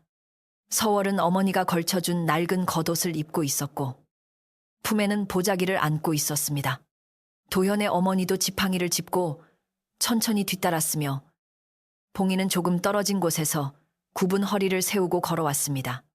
사람들의 말소리는 그들이 들어서는 순간 낮아졌습니다. 누구는 서월의 흐린 눈을 보며 안타까워했고 누구는 보자기를 보며 숨을 삼켰습니다. 도현은 모든 눈길을 피하지 않고 정자 앞에 섰습니다. 늙은 이장이 먼저 입을 열었습니다. 마을에 말이 많아 이 자리를 열었으니 오늘은 들은 말보다 직접 하는 말을 먼저 듣겠습니다. 다만 누구도 함부로 소리 높이지 말고 사람을 죄인처럼 몰기 전에 끝까지 듣도록 하시오. 그의 목소리는 늙었지만 마당 끝까지 닿았습니다. 사람들은 고개를 끄덕였고 아이들까지 조용해졌습니다. 도현은 이장에게 깊이 절한 뒤 서월에게 자리를 잡아주었습니다. 서월은 지팡이를 무릎 곁에 두고 보자기를 두 손으로 감쌌습니다. 그러나 박만석은 오래 기다리지 않았습니다. 그는 사람들 사이에서 한 걸음 앞으로 나오며 웃음을 억지로 누른 얼굴을 했습니다. 이장이 끝까지 들으라 하셨으니 나도 묻겠습니다. 저 여인은 어디서 왔고 무엇을 품고 있으며 왜 가난한 선비 집에 숨어 지냈습니까? 떳떳한 사람이라면 마을 사람들 앞에서 보자기를 펼치면 될 일 아닙니까? 그의 말은 겉으로는 질문이었지만 끝에는 이미 죄를 정해놓은 날카로움이 있었습니다. 몇 사람이 서로 눈빛을 주고받았습니다. 도현은 박만석을 향해 예를 갖춘 목소리로 말했습니다. 묻는 일은 할 수 있습니다. 다만 숨었다는 말은 거두어 주십시오. 이분은 눈보라 속 돌다리 위에서 길을 잃었고 저희 집은 추운 사람에게 방을 내주었을 뿐입니다. 박만석은 코웃음을 치며 대답했습니다. 선비님 말은 그럴듯하지만 보자기 속 물건을 감춘 까닭은 설명하지 못하는군요. 그때 봉이가 지팡이를 한번 땅에 짚었습니다. 마른 소리가 마당에 울렸고 사람들의 시선이 늙은 그에게 향했습니다. 봉이는 긴 말을 하지 않았습니다. 그는 박만석을 바라보며 또렷하게 말했습니다. 남의 품을 먼저 의심하는 사람은 대개 자기 손부터 숨긴다. 그 한마디에 마당이 잠시 고요해졌습니다. 박만석의 얼굴이 굳었지만 그는 곧 웃음을 되찾으려 했습니다. 늙은이의 말은 시 같으나 오늘 필요한 것은 증거입니다. 그러자 도연은 품속에서 작은 천 조각을 꺼냈습니다. 그 증거라면 먼저 이것부터 보시지요. 며칠 전 새벽 우리 집 장작더미 뒤에서 주운 것입니다. 사람들의 눈이 천 조각에 모였습니다. 그 천 조각은 짙은 갈색이었고 끝이 거칠게 찢어져 있었습니다. 방앗간 주인이 박만석의 겉옷자락을 바라보다가 눈을 좁혔습니다. 박만석은 급히 손으로 옷자락을 가렸지만 이미 몇몇 사람이 보았습니다. 그의 겉옷 안쪽 끝에는 똑같은 색의 천이 비스듬히 찢겨 있었습니다. 도현은 소리를 높이지 않고 말했습니다. 밤에 우리 집 담장 밖에서 누군가 엿들었고 그 뒤 장작더미 뒤에 이 천이 남았습니다. 우연이라면 설명을 들려주십시오. 박만석은 입술을 굳게 다물었습니다. 외숙이 급히 앞으로 나섰습니다. 천조각 하나로 사람을 몰면 안 되지.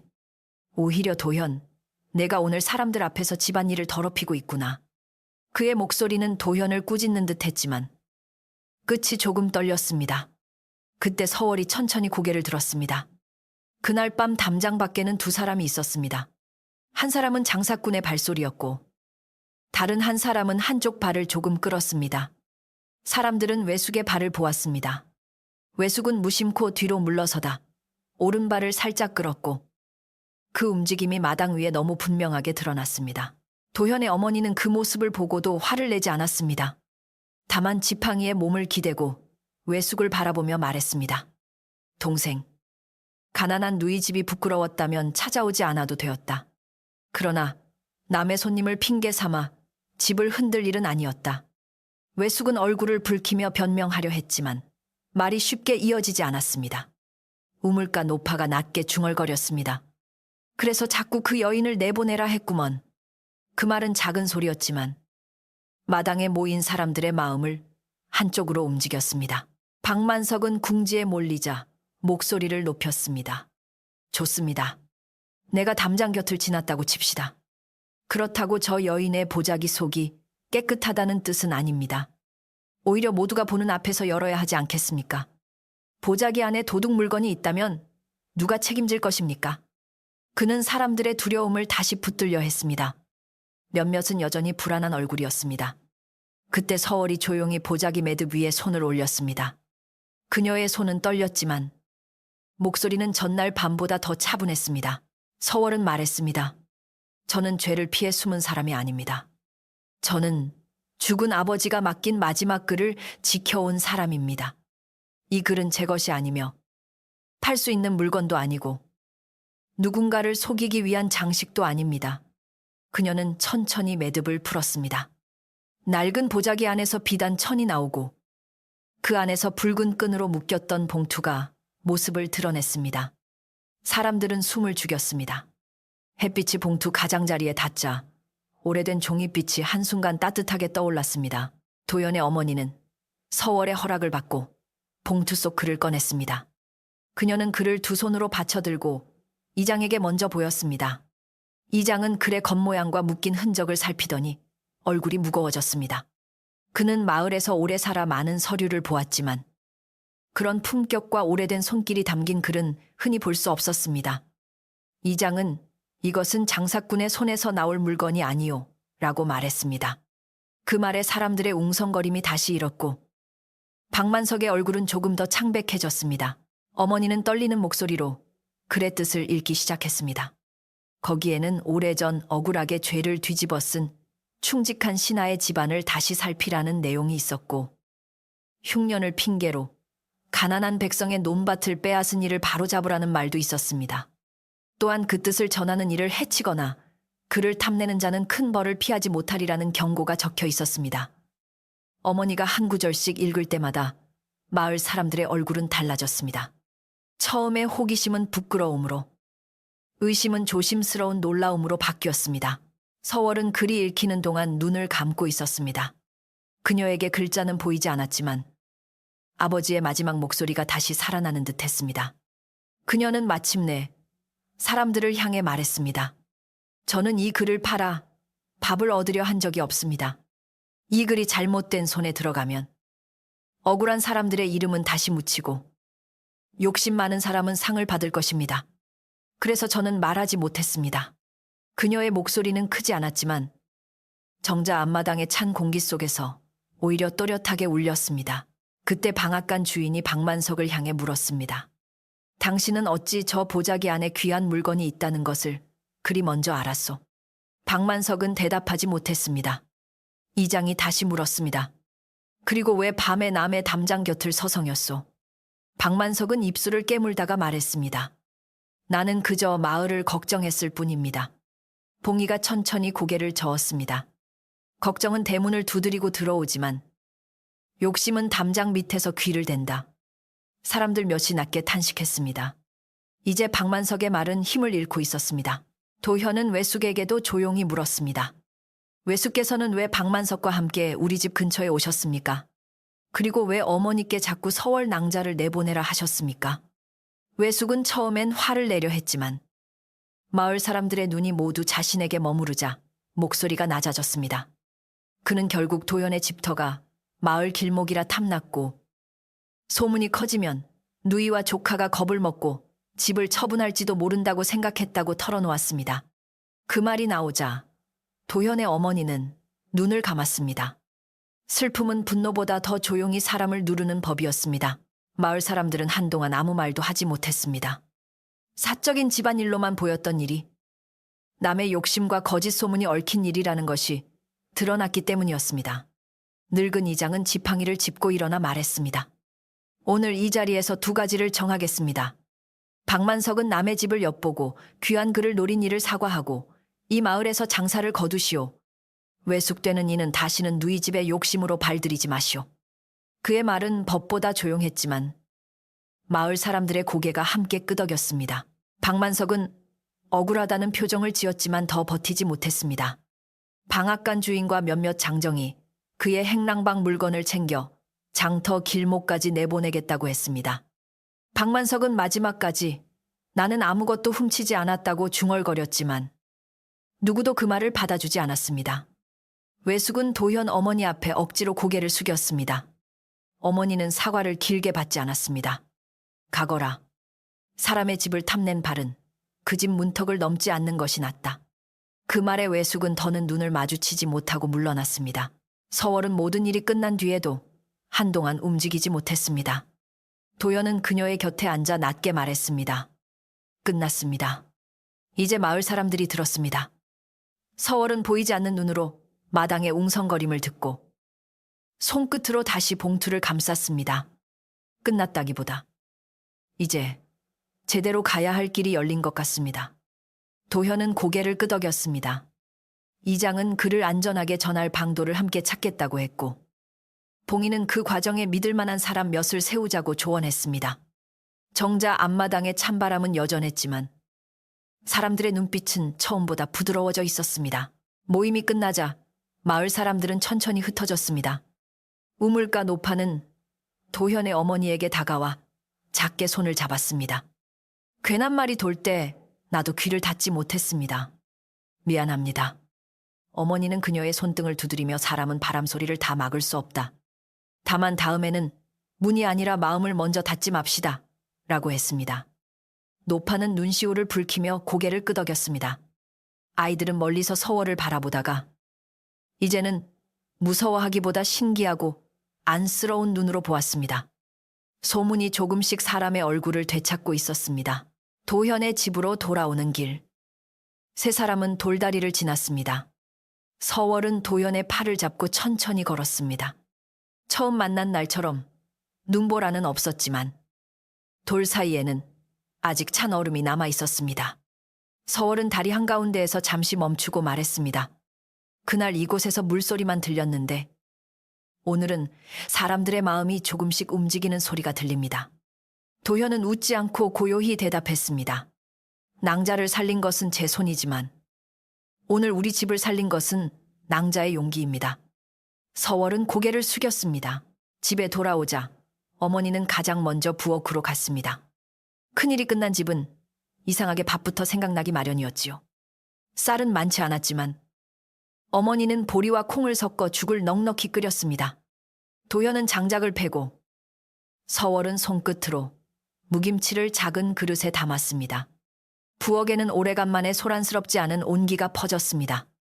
아궁이 불이 환하게 살아나자 마루의 찬 기운도 조금씩 물러났습니다. 밖에서는 아직 사람들이 오늘 일을 이야기하고 있었지만 그 소리는 더 이상 날카로운 바늘 같지 않았습니다. 저녁 무렵 봉이가 다시 찾아왔습니다. 그는 정자에서 오래 서 있었던 탓에 다리가 아파 보였지만 얼굴은 편안했습니다. 어머니가 죽 한 그릇을 내주자 봉이는 두 손으로 받아들고 말했습니다.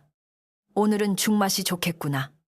거짓말이 빠진 집에 밥은 묽어도 속을 덮인다. 도현은 그 말에 조용히 웃었습니다. 서월도 고개를 숙인 채 미소를 지었습니다.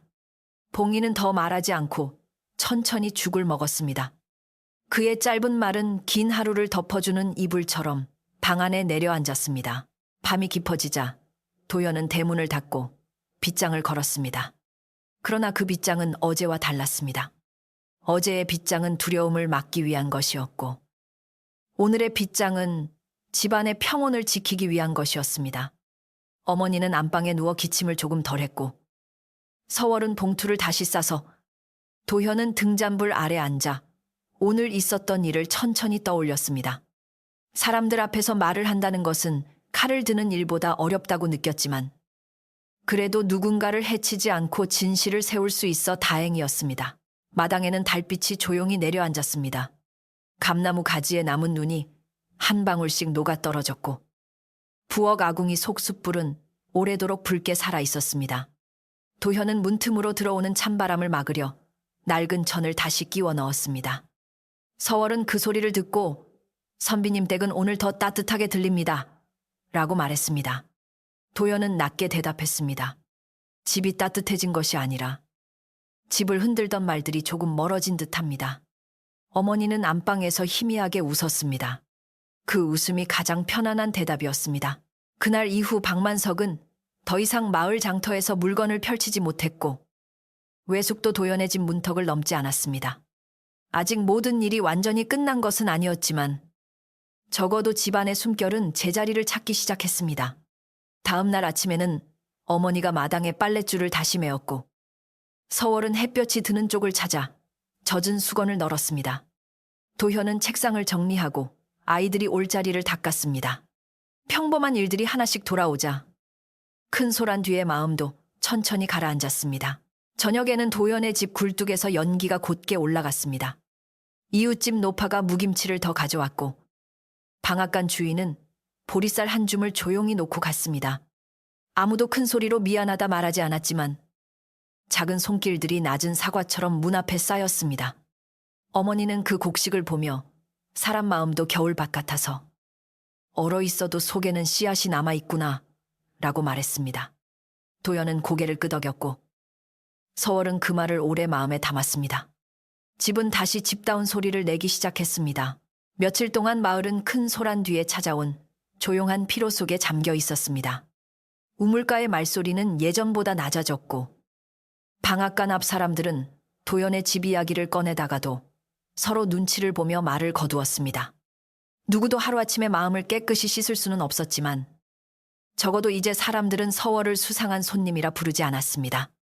도현의 집 앞을 지나는 이들은 괜히 걸음을 늦추고 마당에 놓인 장작더미와 빨랫줄을 보며 그 집이 다시 숨을 고르는 것을 느꼈습니다. 서월은 여전히 도현의 집에 머물렀지만 그 머젯은 처음처럼 숨는 일이 아니었습니다. 이장과 봉이, 방앗간 주인은 그를 안전하게 전할 사람을 찾아야 한다며 함께 의논했습니다. 한양으로 가는 길은 멀고 눈길은 아직 험했으므로 믿을 만한 사람 없이 떠날 수 없었지요. 도연은 서월이 다시 혼자 길을 나서는 것을 허락할 수 없었습니다. 그는 매일 아침 마당을 쓸고 아이들을 가르친 뒤 밤이면 봉투를 둘러싼 일을 조용히 정리했습니다. 작은 집안에 큰 책임이 머물고 있었습니다. 며칠 뒤 산 너머 고을에서 늙은 관리 한 사람이 마을로 찾아왔습니다. 그는 예전 임금 곁에서 그를 다루던 사람을 알고 있었고 이장이 오래전부터 믿어온 사람이었습니다. 화려한 행차도 없고 큰 말도 없었지만 그의 걸음은 서두르지 않고 단정했습니다. 그는 도연의 집에 들어서기 전 마당 끝에서 신을 털고 어머니에게 먼저 예를 갖추었습니다. 가난한 집이라 들었는데 마음의 문은 넓은 집이군요. 어머니는 조용히 고개를 숙이며 따뜻한 물을 내주었습니다. 늙은 관리는 서월 앞에 앉아 오랫동안 아무 말 없이 기다렸습니다. 서월이 먼저 마음을 가다듬을 시간을 준 것이지요.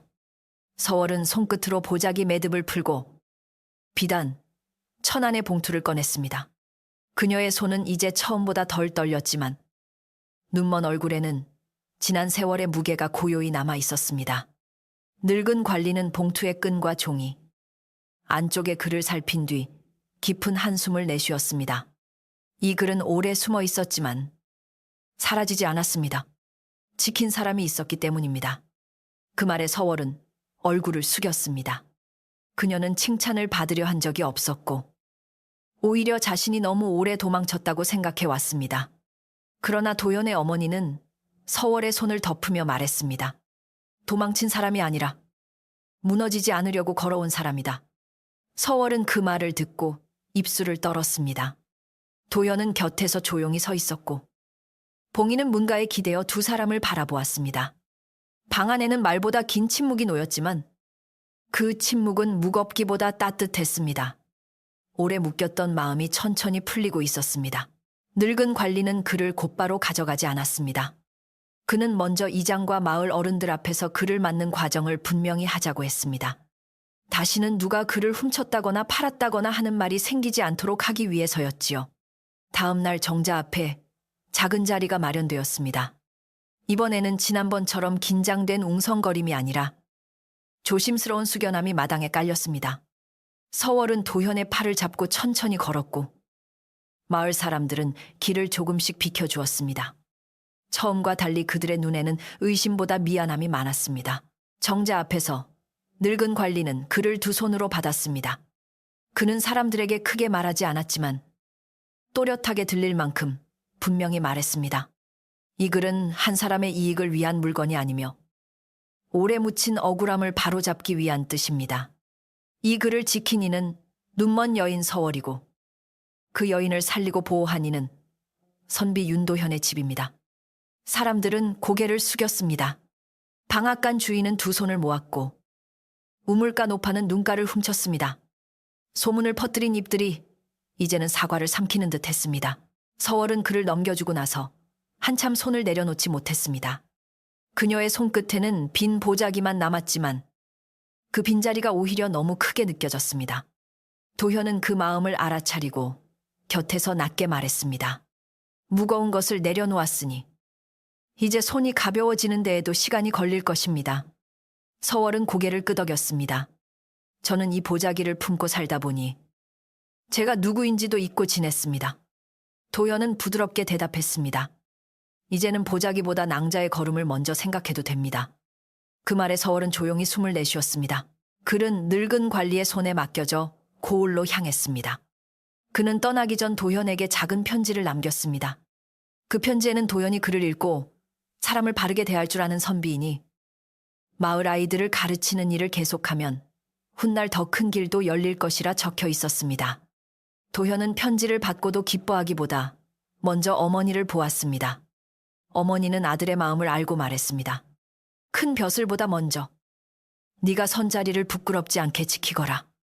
도현은 깊이 절했습니다. 그 말이 그 어떤 추천보다 귀했습니다. 그 뒤로 도현의 집에는 아이들이 더 많이 찾아왔습니다. 예전에는 곡식 한 대를 들고 오던 집도 있었고 아무것도 가져오지 못해 미안한 얼굴로 아이만 보내는 집도 있었습니다. 도현은 아이가 들고 온 것보다 아이의 눈빛을 먼저 보았습니다. 그는 마루에 낡은 돗자리를 펴고 나무판에 글자를 써주었습니다. 서월은 방 안에서 그 소리를 들으며 아이들의 발음과 웃음을 기억했습니다. 아이들은 처음에는 서월을 어려워했지만 곧 그녀가 귀로 사람을 알아보는 것을 신기해하며 조용히 다가왔습니다. 어느 아이가 서월에게 물었습니다. 아주머니는 정말 아무것도 안 보이나요? 그 말에 어머니들이 놀라 아이를 잡아당기려 했지만 서월은 부드럽게 웃었습니다. 눈으로 보는 것은 없지만 네가 방금 집신 앞코를 바닥에 문지른 소리는 들린단다. 아이는 깜짝 놀라 발을 뒤로 숨겼고 마당에는 작은 웃음이 퍼졌습니다. 도연은 그 웃음을 들으며 마음이 놓였습니다. 사람을 두려워하던 소리가 이제는 웃음으로 바뀌고 있었습니다. 집은 다시 아이들의 숨결로 따뜻해졌습니다. 계절은 천천히 겨울 끝으로 기울었습니다. 처마의 고드름은 낮마다 조금씩 짧아졌고 감나무 아래 흙에서는 얼음이 풀리는 냄새가 났습니다.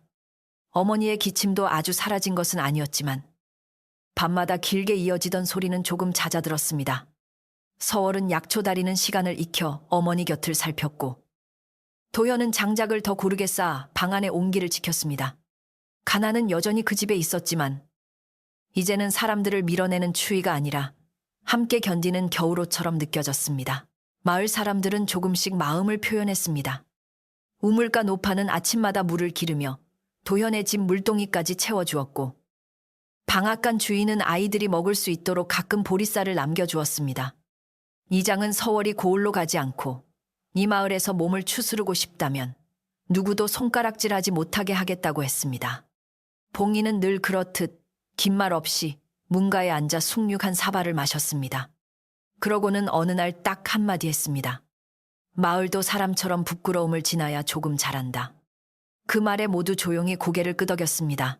박만석이 떠난 뒤 장터 길목은 한동안 허전했습니다. 그러나 사람들은 곧 그 허전함이 나쁜 것이 아니라는 것을 알게 되었습니다. 누군가의 말로 남의 집을 흔들던 웃음이 사라지자 장터에는 물건값을 묻는 소리와 아이들이 엿을 사달라는 소리만 남았습니다. 외숙은 산 너머로 돌아갔고 도현의 집에 다시 찾아오지 않았습니다. 어머니는 가끔 그의 일을 떠올리면 마음이 쓰렸지만 원망을 오래 붙들지는 않았습니다. 욕심이 사람을 멀리 보냈으니 언젠가 스스로 돌아보겠지 라고만 말했습니다. 한 달쯤 지나 고을에서 소식이 왔습니다. 오래 묻혀있던 글이 제대로 전해졌고 예전 억울한 이름들이 다시 살펴지기 시작했다는 소식이었습니다. 빼앗긴 논밭 이야기도 고을마다 차분히 조사될 것이라 했습니다. 아직 모든 것이 하루아침에 바뀌지는 않았지만 닫혀있던 문 하나가 열렸다는 것만으로도 서월에게는 충분히 큰 일이었습니다. 소식을 전한 사람이 돌아간 뒤 서월은 마루에 앉아 오래 울었습니다.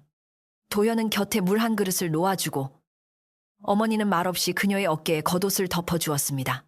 그날 저녁 도연의 집에서는 작은 밥상이 차려졌습니다. 큰 잔치라 부르기에는 너무 소박했지만 그 집 형편으로는 마음껏 차린 상이었지요. 보리밥에 콩을 조금 섞고 된장국에는 무와 파를 넉넉히 넣었습니다. 이웃 노파가 가져온 무김치, 방앗간 주인이 보낸 보리떡, 봉이가 산에서 캐온 마른 나물도 상에 올랐습니다. 세 사람은 밥상 앞에 앉아 오래 말을 하지 않았습니다. 숟가락이 그릇에 닿는 소리만으로도 마음이 충분히 차오르는 저녁이었습니다. 밥을 먹던 중 서월은 조심스럽게 말했습니다. 이제 저는 어디로 가야 할지 모르겠습니다. 지키던 글은 떠났고 돌아갈 집은 오래전에 사라졌습니다. 도현의 어머니는 국그릇을 내려놓고 서월을 바라보았습니다. 집은 처음부터 있는 곳만 집이 아니다. 마음이 쉬어도 된다고 허락받는 곳도 집이다. 도현은 어머니의 말을 이어 조용히 말했습니다. 낭자가 원한다면 봄이 올 때까지. 아니, 그 뒤에도 이곳에 머물러도 됩니다. 서월은 대답하지 못하고 손끝으로 밥그릇 가장자리만 오래 더듬었습니다.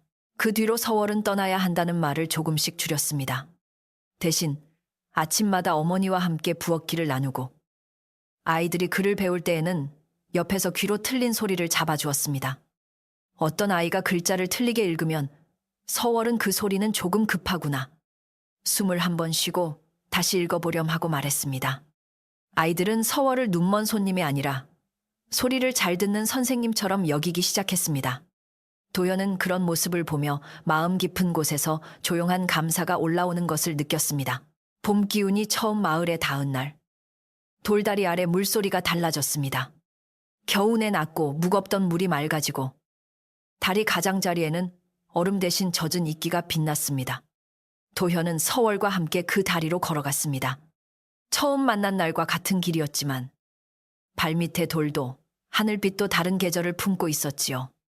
서월은 도연의 팔을 잡고 한 걸음씩 걸었습니다. 다리 한가운데에 이르자 그녀는 멈추어 섰습니다. 여기서 저는 죽을 길을 걷고 있었는데 지금은 살 길의 소리를 듣습니다. 도연은 물 아래를 바라보았습니다. 겨울 눈이 녹아 흐르는 물은 돌 사이를 부드럽게 지나고 있었습니다. 그는 그날 자신의 손을 떠올렸습니다. 그저 넘어질 사람을 붙잡은 손이었는데 그 손이 서월의 목숨과 어머니의 집과 마을의 마음까지 이어놓았습니다. 도연은 낮게 말했습니다. 사람은 자신이 하는 작은 일을 작다고만 생각하지만 어느 날 그 일이 누군가의 길이 되기도 하나 봅니다. 서월은 고개를 끄덕였습니다. 그래서 저는 이제 발소리를 두려워하기보다 먼저 들어보려 합니다. 마을 아이들은 봄이 오자 도연의 집 마당에서 더 오래 머물렀습니다. 수업이 끝나도 감나무 아래에 앉아 돌멩이로 글자를 그렸고 서월은 그 소리를 들으며 누가 어떤 글자를 쓰는지 맞히려 했습니다. 아이들이 웃으면 어머니는 부엌에서 웃음소리가 크니 글도 잘 들어가겠구나 하고 말했습니다. 도연은 낡은 책을 다시 펴면서도 예전처럼 혼자만의 출세를 꿈꾸지 않았습니다. 이제 그는 글이 사람을 높이는 것뿐 아니라 사람 사이의 억울함을 풀어주는 힘도 있다는 것을 알았습니다. 고을에서는 도연에게 마을 아이들을 정식으로 가르치는 일을 맡기겠다는 전가를 보내왔습니다. 큰 벼슬도 아니고 화려한 자리도 아니었지만 도현에게는 무엇보다 맞는 일이었습니다. 마을 사람들은 정자 앞에서 작은 축하 자리를 마련했습니다. 떡은 많지 않았고 술도 넉넉하지 않았지만 모두가 한마디씩 덕담을 건넸습니다. 이장은 그를 아는 사람이 마음도 알면 마을이 덜 어두워진다고 했고 봉인은 도현을 보며 짧게 말했습니다. 이제 내 집 문턱이 아이들의 길이 되었구나. 도현은 깊이 절했습니다. 서월도 그 자리에서 조용히 앉아 있었습니다. 사람들은 이제 그녀에게 먼저 말을 걸었고 누군가는 약초 냄새를 물었으며 누군가는 눈이 불편한 친척을 어떻게 도와야 하는지 물었습니다. 서월은 아는 만큼 차분히 대답했습니다. 그녀의 목소리는 여전히 낮았지만 더 이상 숨는 사람의 목소리가 아니었습니다. 우물가 노파는 서월의 손을 잡고 그때 내가 못난 말을 믿은 것이 마음의 남소라고 했습니다. 서월은 미소를 지으며 사람 마음도 길을 잃을 때가 있습니다. 돌아오면 됩니다.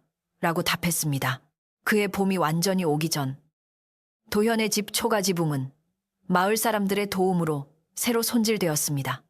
방앗간 주인은 짚을 내주고 이웃들은 반나절씩 손을 보탰습니다. 도연은 혼자 하겠다고 했지만 어머니는 그를 말렸습니다. 남의 도움을 받는 일도 때로는 마음을 갚는 길이다. 서월은 마당 한쪽에 앉아 집 묶는 소리와 사람들의 웃음소리를 들었습니다. 지붕이 새로 덮이자 집은 조금 더 밝아 보였습니다.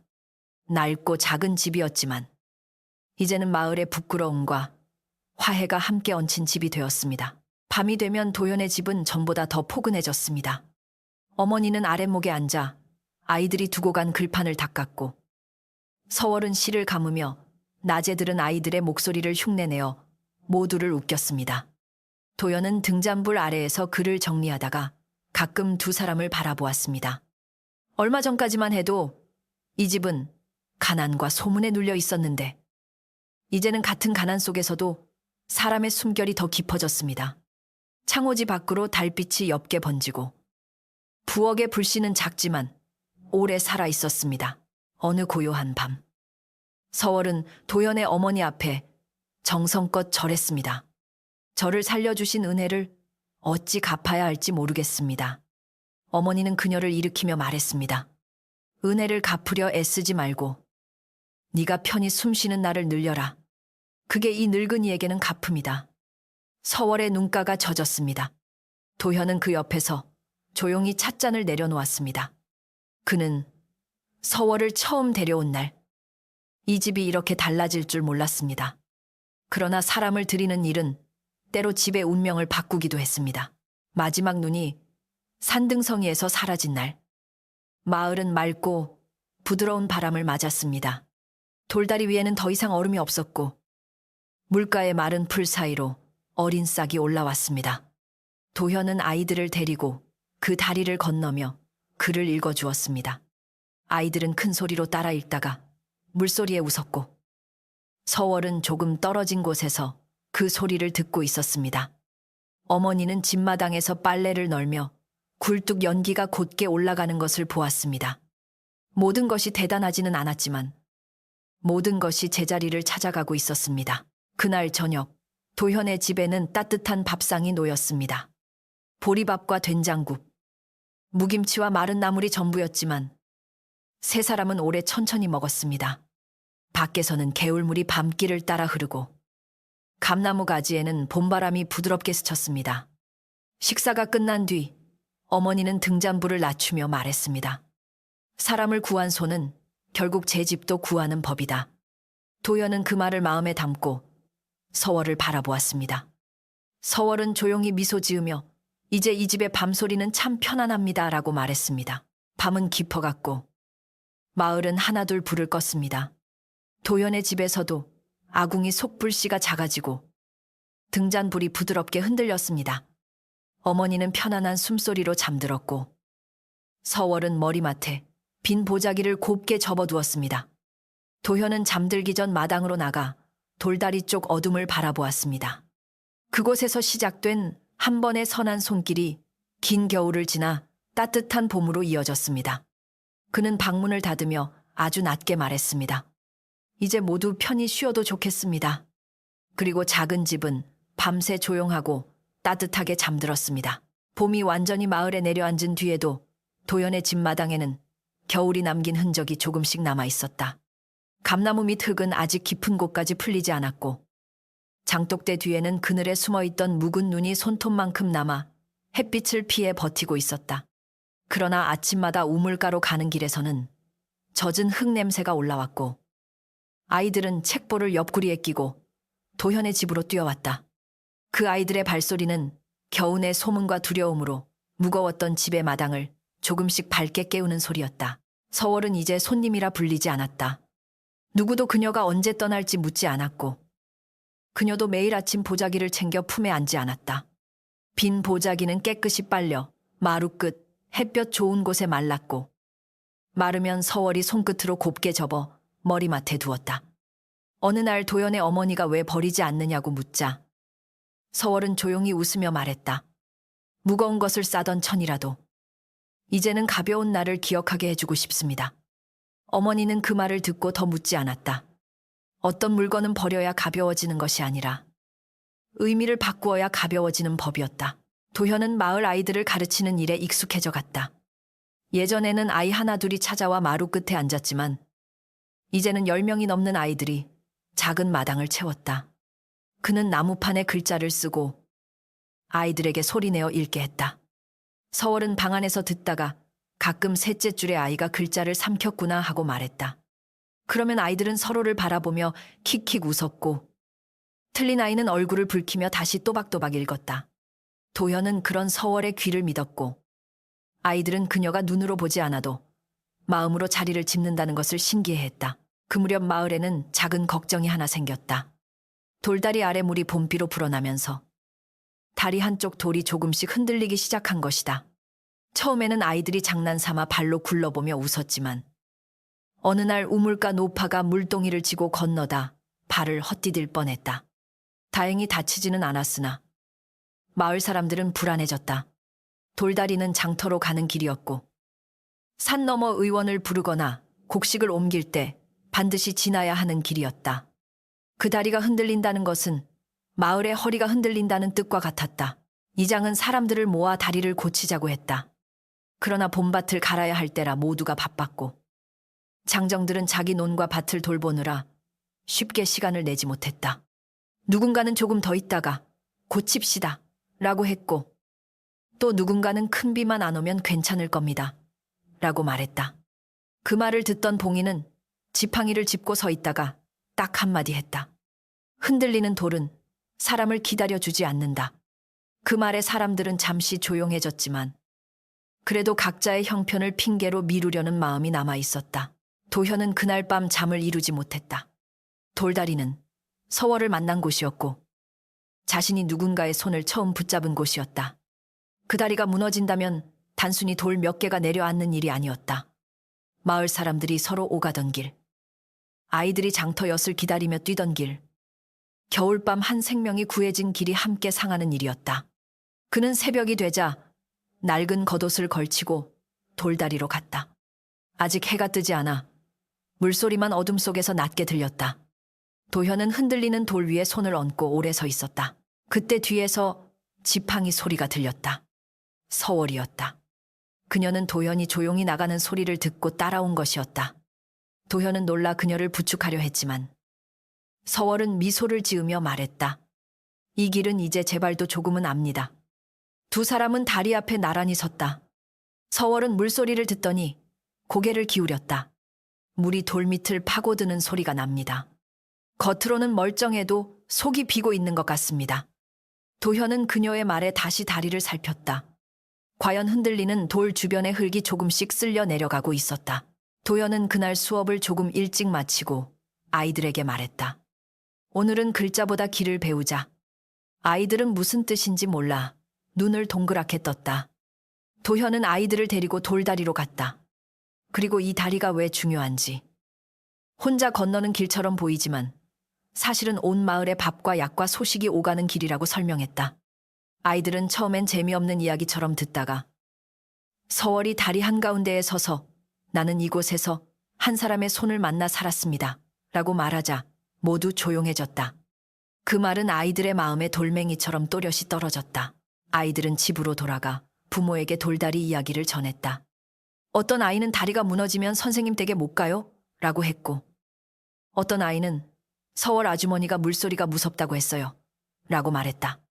아이들의 말은 어른들의 핑계를 조금씩 흔들었다.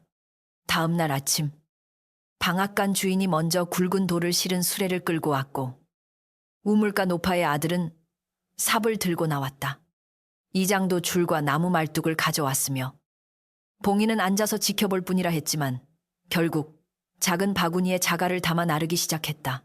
도현은 사람들과 함께 다리 밑으로 내려가 흙을 다졌고 방앗간 주인은 큰 돌을 맞추어 넣었다. 장정들은 물기를 잠시 돌리고 안악들은 새참으로 보리떡과 따뜻한 물을 가져왔다. 서월은 직접 무거운 일을 할 수는 없었지만 물소리를 들으며 어느 쪽이 더 깊게 패였는지 알려주었다. 처음에는 사람들이 반신반의했지만 그녀가 가리킨 곳마다 흙이 비어있는 것을 보고 모두 놀랐다. 누군가 눈보다 밝은 귀도 있구나라고 중얼거리자 서월은 부끄러운 듯 고개를 숙였다. 다리 고치는 일은 하루 만에 끝나지 않았다. 사흘 동안 사람들은 파티를 마친 뒤 해가 기울 때마다 돌다리로 모였다. 처음에는 마지못해 나온 사람도 있었지만 시간이 지날수록 다리 위에는 이상한 활기가 돌았다. 누군가는 농담을 하고 누군가는 노래 한 소절을 흥얼거렸다. 도연의 어머니는 집에서 묽은 죽을 큰 솥에 끓여 사람들에게 나누어 주었다. 그녀는 몸이 약해 오래 서 있지 못했지만 그 죽을 받은 사람들은 모두 두 손으로 공손히 그릇을 받았다. 지난 겨울 그 집을 의심했던 마음이 늦은 사과처럼 죽그릇 위에 내려앉았다. 사흘째 저녁. 마침내 흔들리던 돌은 다시 단단히 자리를 잡았다. 이장은 다리 위를 몇 번 걸어보고 고개를 끄덕였다. 아이들은 환호하며 뛰려 했지만 도현이 손을 들어 천천히 걸으라 하자 모두 웃으며 한 줄로 건넜다. 서월도 도현의 팔을 잡고 다리 위에 섰다. 그녀는 발끝으로 돌의 떨림을 느끼더니 조용히 말했다. 이제 물소리가 다리를 지나가고 다리를 무너뜨리지 않습니다. 봉이는 옆에서 지팡이를 땅에 짚으며 말했다. 사람도 그렇다. 마음 밑을 비우는 물길을 함께 막아야 오래 선다. 그날 밤 마을 사람들은 도현의 집 마당에 모여 소박한 저녁을 먹었다. 큰 잔치는 아니었다. 보리밥과 된장국, 산나물 무침, 무김치가 전부였지만 모두가 자기 집에서 조금씩 가져온 것이라 상은 생각보다 넉넉했다. 아이들은 마당 한쪽에서 낮에 건넌 다리 이야기를 떠들었고 어른들은 아랫목 가까이에 앉아 긴 숨을 내쉬었다. 도연의 어머니는 사람들의 그릇을 챙기다가 문득 웃었다. 집이 좁아도 마음이 차례로 앉으면 자리는 나는구나. 사람들은 그 말에 고개를 끄덕였다. 서월은 그 저녁에 처음으로 아이들에게 옛 노래 한 자락을 들려주었다. 궁에서 배운 노래였지만 그녀는 그 이름을 말하지 않았다. 그저 다리 물 위에 흔들리고 먼 길을 가는 사람이 집의 불빛을 떠올리는 노래라 했다. 목소리는 높지 않았고 화려하지도 않았다. 그러나 마당에 앉은 사람들은 이상하게 말을 멈추고 들었다. 노래가 끝나자 아무도 바로 박수를 치지 않았다. 잠시 후 아이 하나가 다리 밑 물소리 같아요 라고 말했고 서월은 그 대답이 마음에 든 듯 환하게 웃었다. 그날 이후 돌다리는 마을 사람들에게 조금 다른 의미가 되었다. 예전에는 그저 오가던 길이었지만 이제는 함께 손본 길이자 함께 지킨 자리였다. 아이들은 다리를 건널 때마다 돌이 흔들리는지 발끝으로 살폈고 어른들은 장터에 다녀오며 작은 돌이나 흙이 빠진 곳이 없는지 보았다. 도연은 그 모습을 보며 글로 가르치는 것보다 함께 고친 다리 하나가 더 오래 남는 배움이 될 수 있음을 알았다. 서월도 그 길을 더는 두려워하지 않았다. 그녀는 가끔 혼자 지팡이를 짚고 다리 앞까지 걸어가 물소리를 듣고 돌아왔다. 여름이 가까워질 무렵 고을에서 또 소식이 왔다.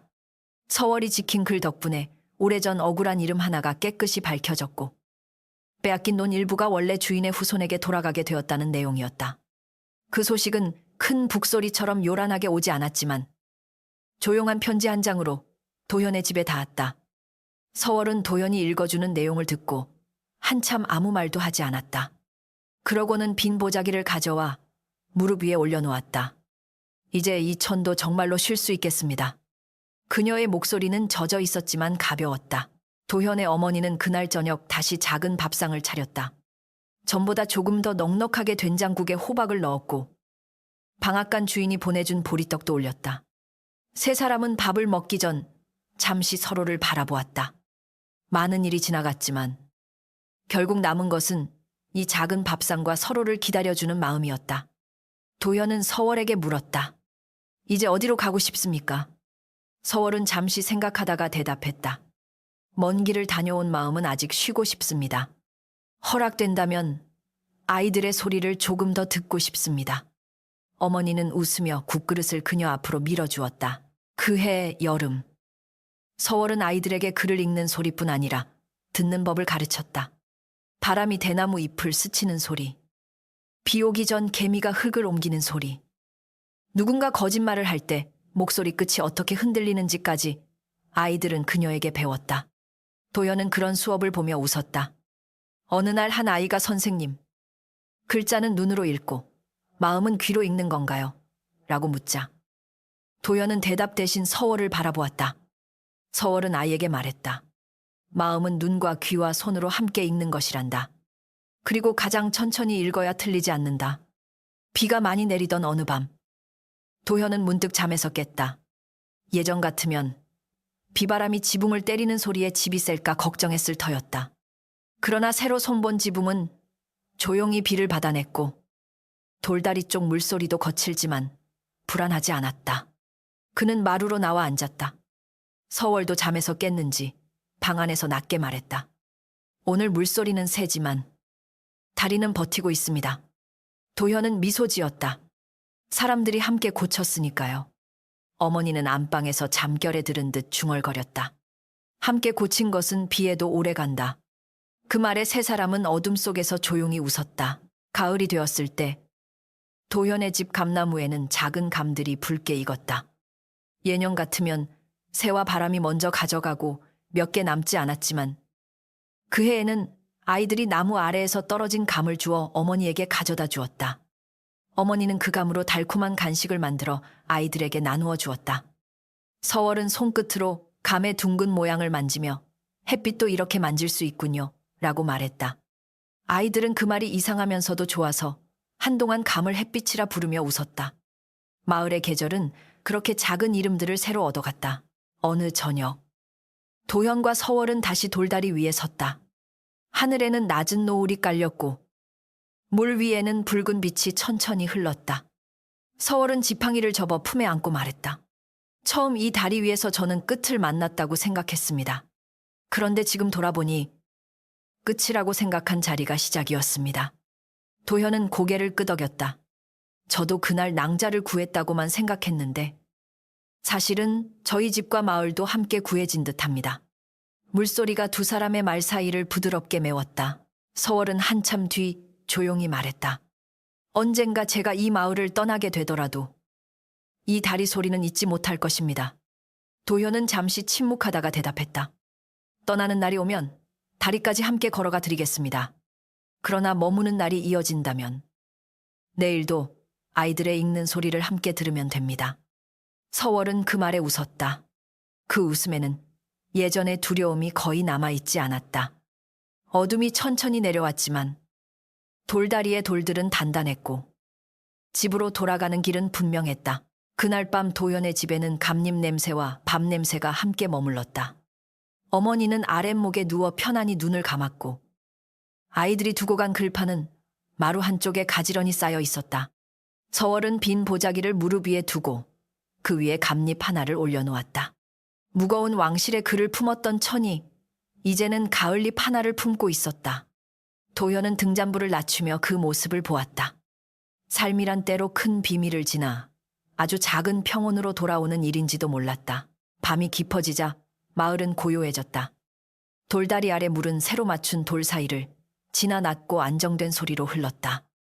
도현은 방문을 닫기 전 마당을 한번 바라보았다. 좁은 마당, 낮은 담, 낡았지만 따뜻한 부엌, 그리고 그 안에서 잠든 사람들. 모두 예전과 같아 보였지만 이제는 아무것도 예전 그대로가 아니었다. 한때 눈먼 여인을 두려워하던 마을은 그녀의 귀에 길을 맡겼고 흔들리던 다리는 모두의 손으로 다시 섰다. 도현은 마음속으로 조용히 말했다. 구한 것은 한 사람이었으나 살아난 것은 우리 모두였구나. 그리고 그 밤도 작은 집은 천천히 아주 평온하게 잠들었다. 이 이야기가 우리에게 남기는 것은 사람을 구하는 일이 언제나 큰 힘이나 넉넉한 재산에서 시작되는 것은 아니라는 깨달음입니다.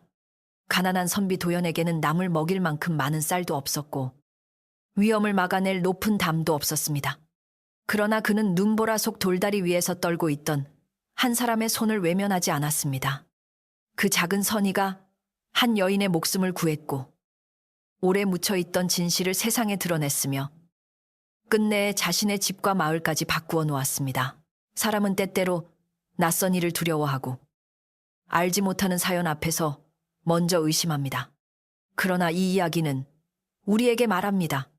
보이지 않는다고 해서 마음까지 어두운 것은 아니며 말하지 않는다고 해서 반드시 죄가 있는 것도 아니라고요. 서월이 품고 있던 보자기는 욕심 많은 이에게는 빼앗고 싶은 물건이었지만 진실을 아는 이에게는 지켜야 할 약속이었습니다. 세상에는 겉으로 초라해 보이지만 귀한 뜻을 품은 사람이 있고 말없이 견디는 사람의 침묵 속에도 깊은 사연이 숨어 있습니다. 또한 이 이야기는 소문의 무서움을 보여줍니다.